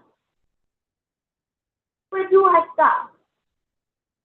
Where do I stop? Where's the end of you? I'm not talking about your body. And where's the end of you? I'm not talking about your body. Okay? And so I'm saying that there are layers and dimensions. And so my conscious disengagement is not the disengagement of my entire self, because I'm more than my consciousness. I'm here to complicate it for us. Yes, there's my conscious mind, but I'm not just my conscious mind. I'm also an energetic presence. I'm also an astral presence. I'm also a cosmic presence. And I'm saying the rest of me can laugh. It's like, yeah, okay, go ahead. Go ahead. All right, go do that. Do that. And there still be entanglement, to borrow Jada Pinkett Smith. Like, he still got entanglement. And I don't know that there's anything that actually gets us out of those things. And so, not even lifetime, is what I'm saying. It's not even lifetime. So, you know, yeah, that's what I'm saying. The sickness here is the sickness here. Go ahead. Oh, no. Yes, fine. Yes, thank you. I didn't finish my statement, and so, but I appreciate this reframe that you just offered now, because part of where I was going is that, although I do believe it is in this incarnation, but in the long haul, I do think that they're like the earth destroyed. Absolutely. Day and night, through and through, right? So some things do have to be destroyed, some things do have to be uprooted for that love to maintain and continue the essence that is us. Yes, thank you. The behavior of love is deep. I mean, 98% of all species that have ever lived on this planet have been destroyed by this. Right? The cycles of life are what they are. I'm getting us to, again, just, and that life will use it all. And even that which gets broken down and decayed then becomes used in the emergence of something else. That's what it means for life to be the constant reflection. Even the harms that we have caused get used to support the emergence of something else. Usually what I'm saying, I can't get over this thing, I can't get through this thing. It's because I can only see it for what it is, what it's shown me in this moment. I don't see all of its iterations. I don't see that. I see what it has meant to me or what it has done to me. And that's it. And I'm saying there's 10 things. There's more to it, more complex, more complicated. And that challenges us. That's what I'm saying. Do you want to get in here? I don't think so. Because I was gonna go to, and I think it's problematic, but I was gonna go to and I don't even know if I believe in this God, but God of the Bible, like, where does, if that God is love, and we're talking about love in a cosmic sense and an infinite sense and infinite lifetime, where is that focus of love? And like, there were some times in the Bible where he just say, kill all of them. Like, where does that? Where does that fit? Yeah, what is that? Where does the wrath of God fit within this framework? And like, right. It's a completely different God. Right. But like, even thinking about like, so even thinking about spirit and other systems, right? And like the Haitian Revolution, right? And there was a certain outpouring of wrath in their pursuit of freedom. It's like, where does that wrath fit cosmologically? Yeah, because they got some folks up out there, right? You're asking, right, this question of whether or not love can be destructive. Mm. Right, that is the question. Right, if I get down to the essence, that is the question. And so much of what we feel comfortable with when we talk about love is love as an emergent quality that which creates, not that which destroys. So lots of traditions around the world hold those forces of life as working. Right? That is a little different. But I will say, love does all of these things. Love creates, love makes, and love unmakes. The sort of first principle here about flexibility. That love makes and love unmakes. And even thinking about, I need to brush up on my history, but like even thinking about how that revolution happened and the work of love it took to accomplish that revolution, but then the way some leaders got away from that love and ended up hurting their own people. And I'm like, okay, like that definitely shows that love needs to be a guiding force no matter what we're doing. But I'm like, still just struggling on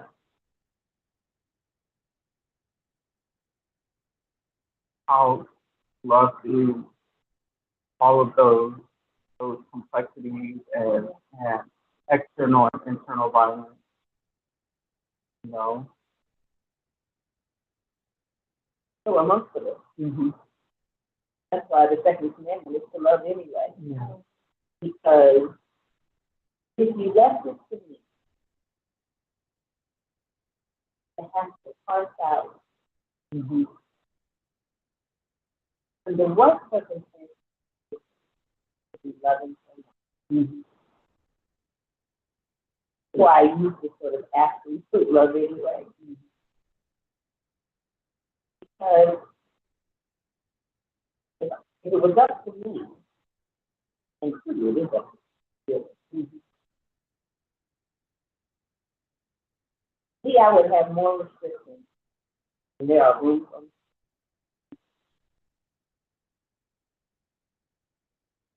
want to love me in these temperatures, these times, these days, these ways, these. The truth of the matter is, much of my love probably looks like that. Conditional. But love is tested.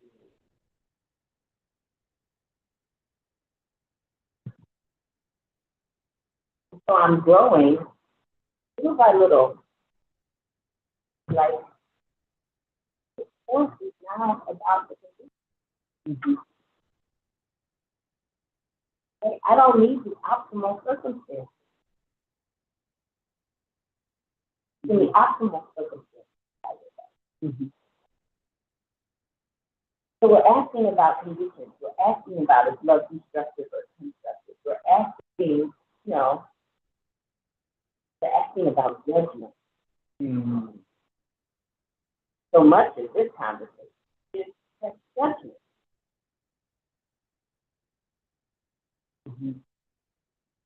I don't know an easy answer. I don't know an easy answer. But I know the answer that is the one that is true. And that's, to me, is the love. When I have lots of reasons. They're good reasons. Yeah. And I can't.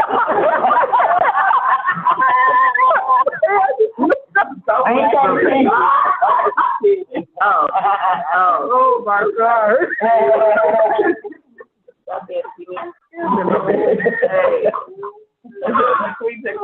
You're looking really ancestral. I love it. I love it. I love it.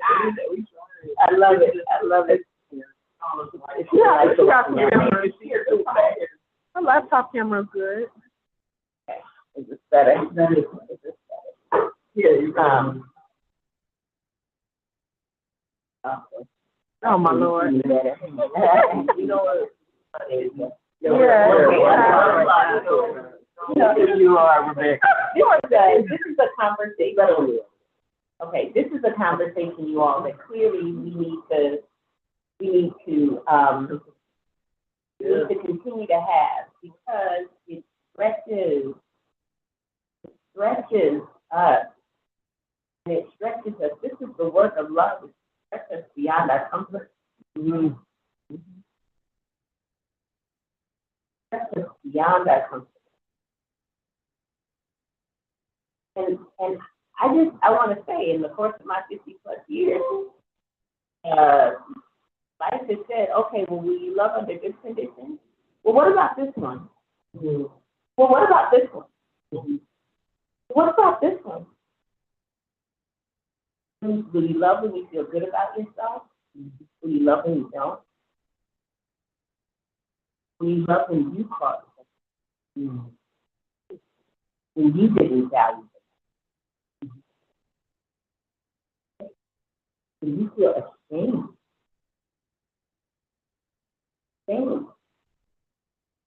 When you tore down the earth? Are you deserving of love? Do you believe you're deserving of love then?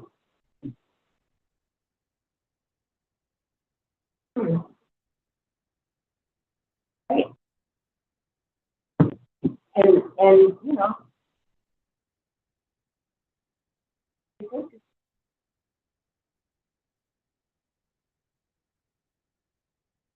and in those moments, it's the grace for me. The grace for me is that I have encountered people like this.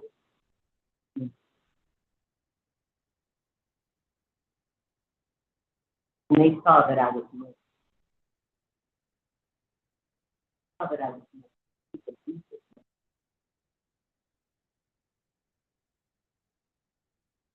That's only true for Rebecca.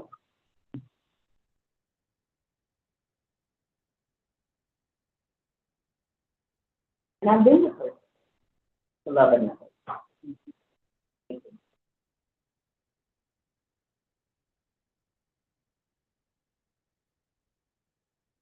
So the challenge in my life is to go on the hunt for love in all of the places and spaces that I know.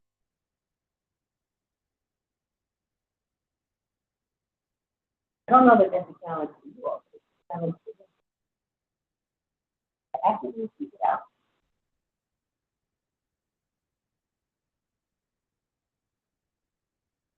Even in the places where I think it's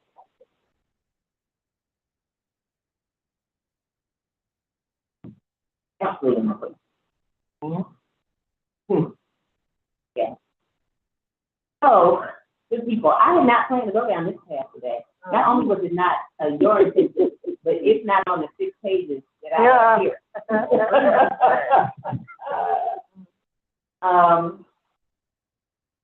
You know, and I think we should just keep coming at this. Like, does real love ask you to be passive? That was a part of the challenge. It's like, are you saying that to be? No. So, but how far will you go? Right? It's the question. How far will you go? How far is okay? Right? It's a case by case basis. Love needs protection. Question was our considering collective. Yeah, that is and will be. This could be a whole series. Yes, it is. We're stirring up the pot. And if your stomach is doing flip turns uptight, then that means something's right. Something's right. Something's right. If you're on edge, it means we're right where we need to be. You're right where we need to be. Right where we need to be. Right? Because a calmer day is not about bubblegum love. Right? It's about the thickness, the real stuff. The real stuff. Love. I want to close us. I want to bringing us to a song. Now, I was going to get us to the song anyway. We going to the soul.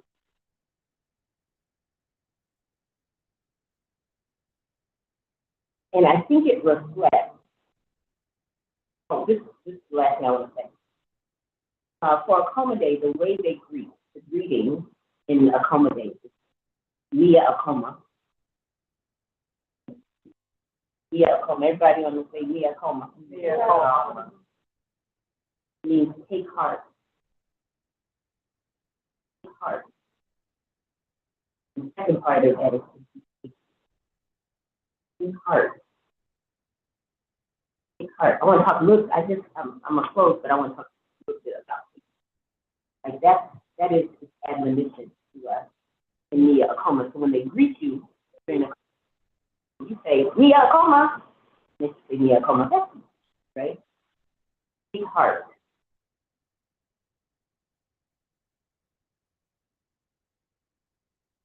What I like about that take heart is sort of like love is coming. Indeed, it always is always and always. So perhaps it's not yet perceived or believed. Take heart.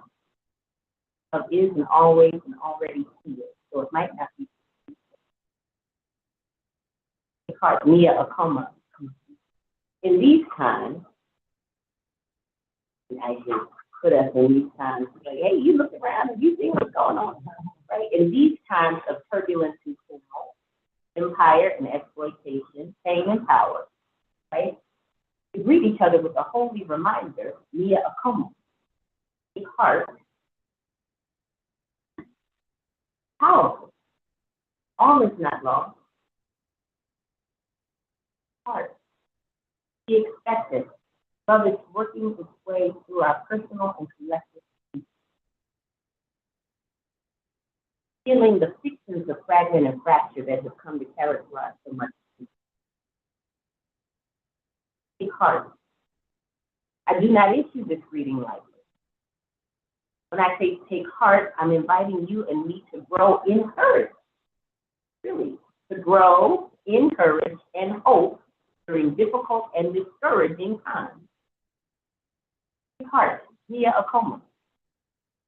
Notice that growth, courage, and hope are a holy trinity.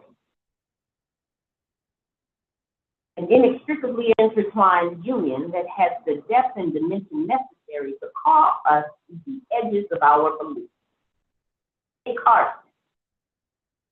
Call us to the edges of our willingness and ability, and then push us beyond them. Take heart. Growth indicates that there's life beyond limits. Courage challenges us to confront our fears and act anyway.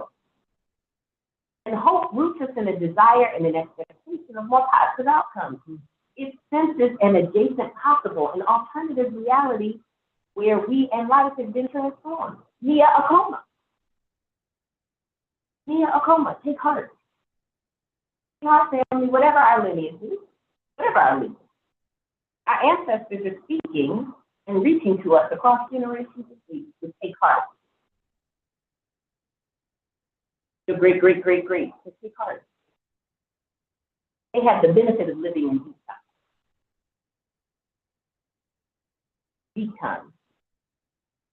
And they know that the moral arc of the universe, while long, then love, but not passively. Right? It requires some effort.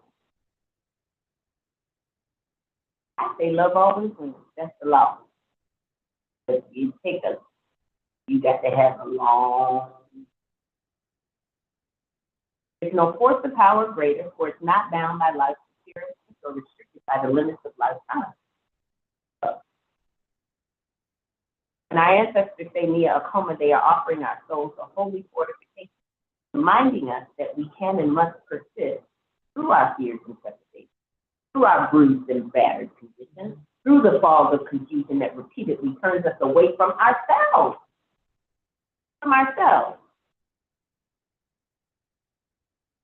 And too often turns us upon each other.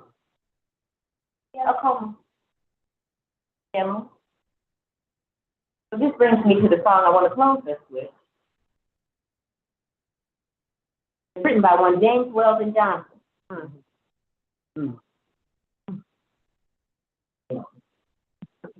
right?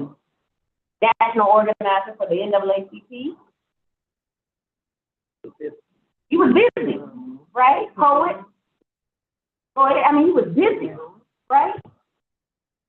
Encouraging us to do with this brilliant anthem, Lift Every Voice and Sing. Y'all remember that? Like, for real, Mia Akoma. Take heart. Take heart.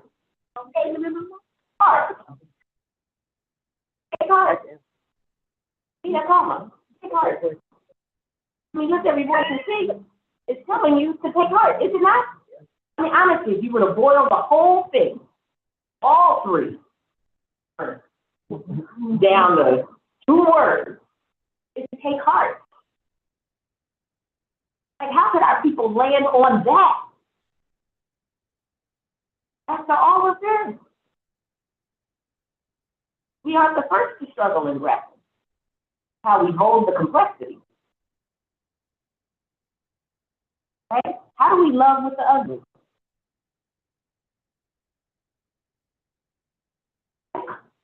He was asking people familiar with the depths and dimensions of life's most horrific cages to sing the power of love and affirm the truth of it. Oh, that's what he was asking. And I'm going to remind you of these lyrics. He said, hello. Lift every what? You know what I'm saying? I make my kids almost every all right? Lift every voice and sing till what? Earth and heaven ring. Ring with the harmonies of what? Liberty. Let our rejoicing rise high as the listening skies. Let it resound loud as the rolling sea. Right? Oh, then it gets good. Then it gets good. Sing a song full of the faith that the dark past has taught us. Did they say the past was easy? They didn't say that. They said, sing a song full of the faith that the dark past has taught us. Sing us a song full of the hope that what? The present has brought us. Facing the rising sun of a new day begun, let us march on till victory.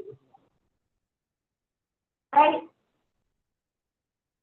I come back to this verse, and it stops me in my tracks each and every time. I mean, yesterday we were at the Sweetheart, and I was with a beautiful brother who told me that his memory was faulty. His memory was faulty. He couldn't remember things like he used to. And I said, well, it could be, getting older. But and then he said, well, I've experienced a lot of harm. And I said, well, memory loss can also be a trauma response, right? It's a protection. And then she said, yeah, and I've been hit in the head with that. I've been, and beaten and punched. I've been shot. I've been all manner of things. Then I come back to this, sing a song full of the faith that the dark past has taught us. Now I'm not talking about abstraction. And right in the moment when he was talking about all of the many hurts that he had encountered and how that had caused occlusion and made it difficult for him to remember, and he touched that emotion and started to cry. A little one, a little girl walked up to us and said, hey, can I tell you what I put on my buttons? We're making buttons. They were affirmation buttons. And she affirmed how she was bigger than her mistakes. Wow. And how she was worthy of love, no matter what she did. And how there was something that loved her under all circumstances. And she was speaking right at the moment that he was crying because he had experienced so much harm and he had caused so much harm. And then a child walked up to him and said that he was loved beyond his. I could not have manufactured that, but I got a chance to witness.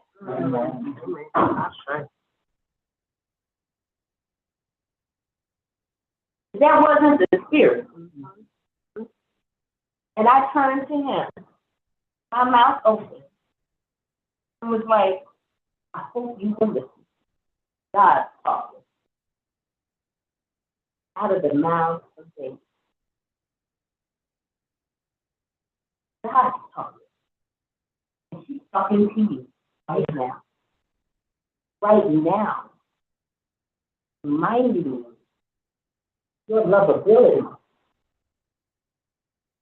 that you are not the harm you cause. Yes, you cause harm, as have we all. Woo! And you experienced harm, but you are so loved.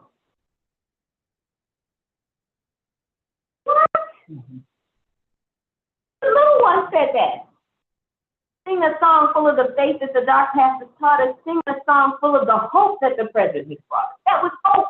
Hope walked right up with 2 legs in a pink jumpsuit. And not even 10 years old. Said, see me and me.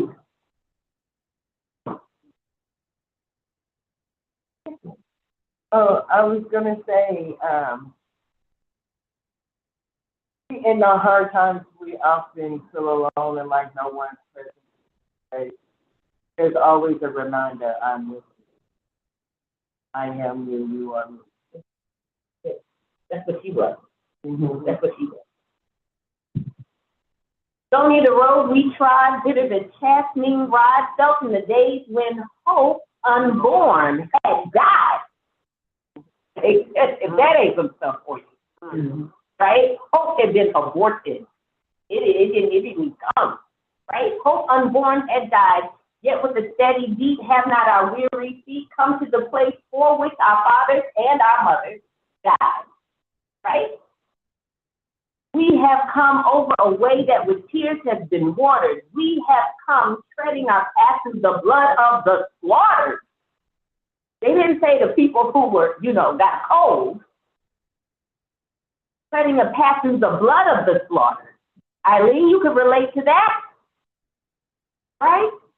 Out from the gloomy past till now we stand at last where the white gleam of our bright star is cast. Like these are the lyrics. Take heart, Nia Akoma. You didn't write this from some lightweight place. Right, Nia Akoma. And yesterday, in that same place, I sat with the sister who I'd done yoga with 30 years before. She used to come and take my classes, she and her son. And she sat in the chair next to me and told me, I don't know that you know, but my son died. Wiped out by COVID. He had diabetes. He had a wife and 3 children, including a 1-year-old. And she sat in the chair next to me, and when we say we have come over a way with tears have been watered, she cried. Our precious one, he used to be in the classroom. I want you to know that I'm still coming. I came today because I've been in dark places. I've been in heavy dark. In heavy places, and I'm choosing life. I'm choosing. And I'm gonna go see my grandbaby next week. They're out of town, and I'm gonna go see him. And I'm at there, and his wife is struggling, but I'm a love on her. And I'm gonna come to the stuff y'all have at that center.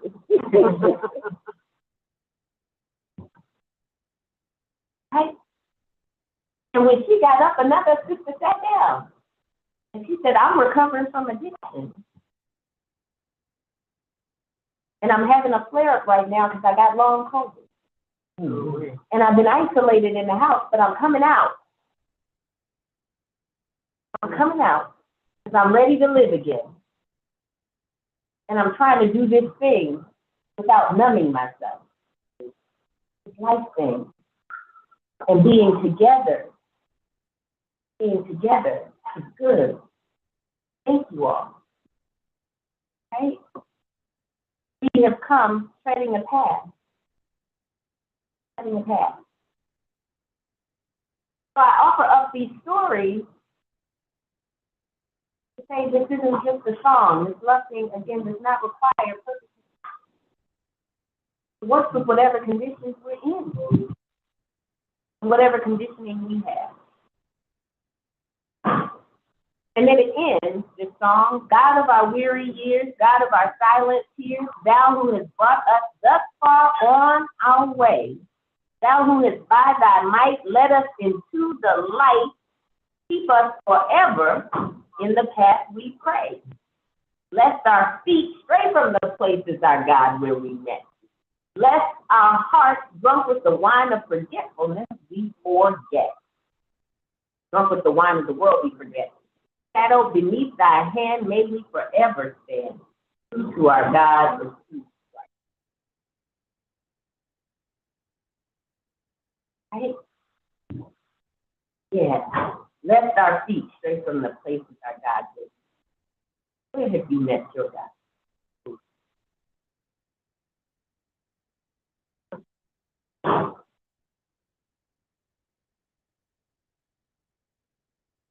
One of the sisters was saying how she met God. The whole difference. She met God out in the street while she was engaged, struggling with crack use. She met God out in the street. And that's why, having been clean a number of years, or having been without chemical dependency a number of years, she is now out on those same streets each and every day, engaging our unhoused neighbors and our housing insecure families each and every day. If it's 1 degree, she's out there. If it's 10 degrees, she's out there. If it's 100 degrees, she's out there. She said, because when it was 1 degree and 10 degrees and 100 degrees, I was out there using. So 1 degree, 10 degrees, and 100 degrees, I'm going to be out here for my people every day. Rest our feet, straight from the path, oh our God, where we live. I met God on the street, so I'm on it. And I'm pretty sure that for many, he is the representation. He is a reflection that God is. The love is not forsaken or abandoned. And she does not ask of them that they cease their dependence, be lovable. She does not ask of them that they come clean or packaged or ready. She does not ask of them that they be worthy of having someone on the street to meet them. But she already knows they're worthy. That kind of love, that's the one I'm fighting.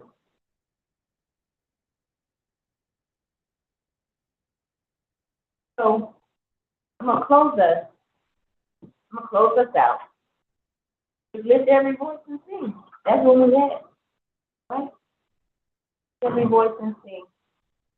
Boil down the 2 words. Via a coma. His heart.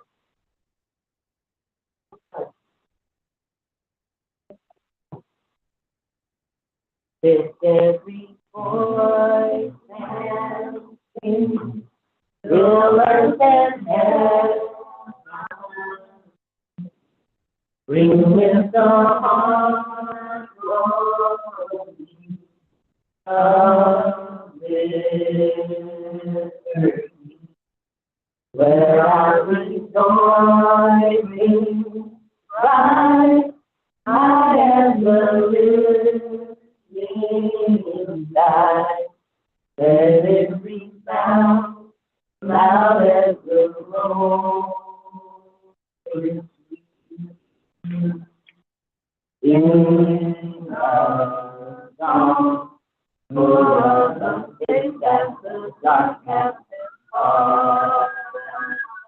been. Sing a song full of the hope that the present has brought.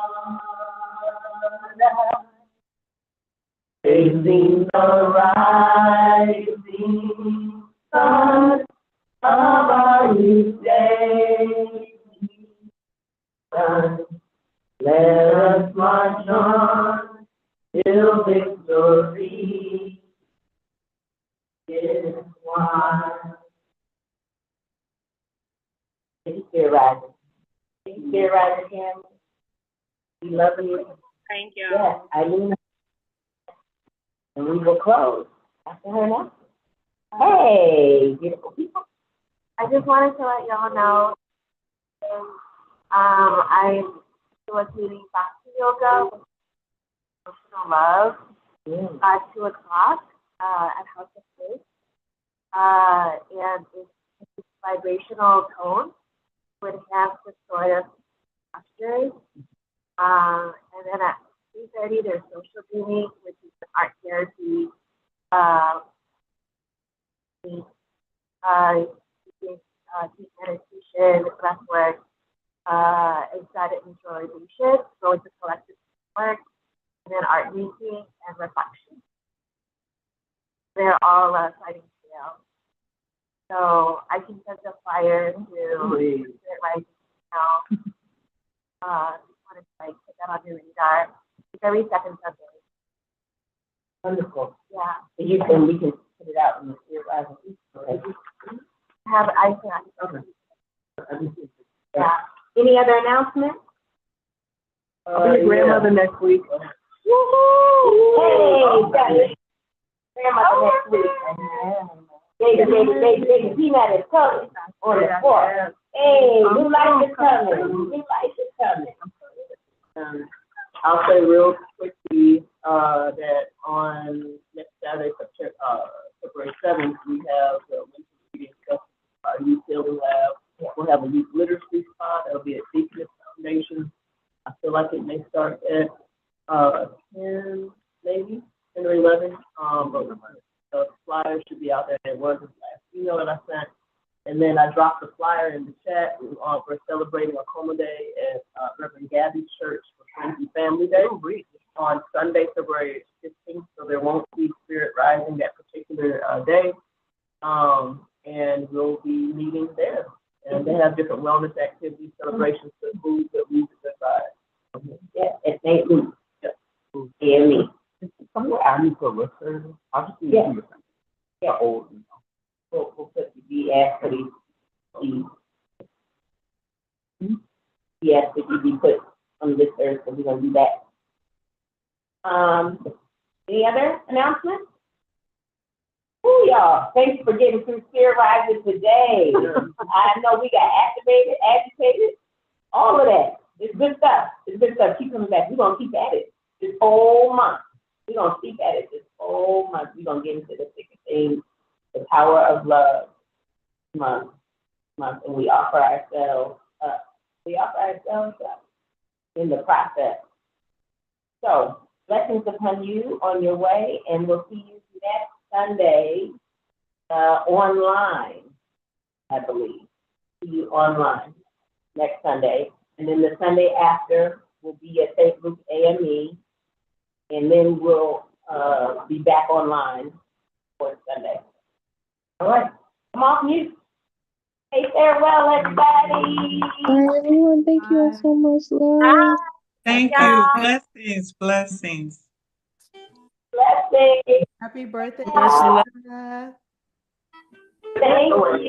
Happy birthday. Happy birthday to you. Happy birthday to you.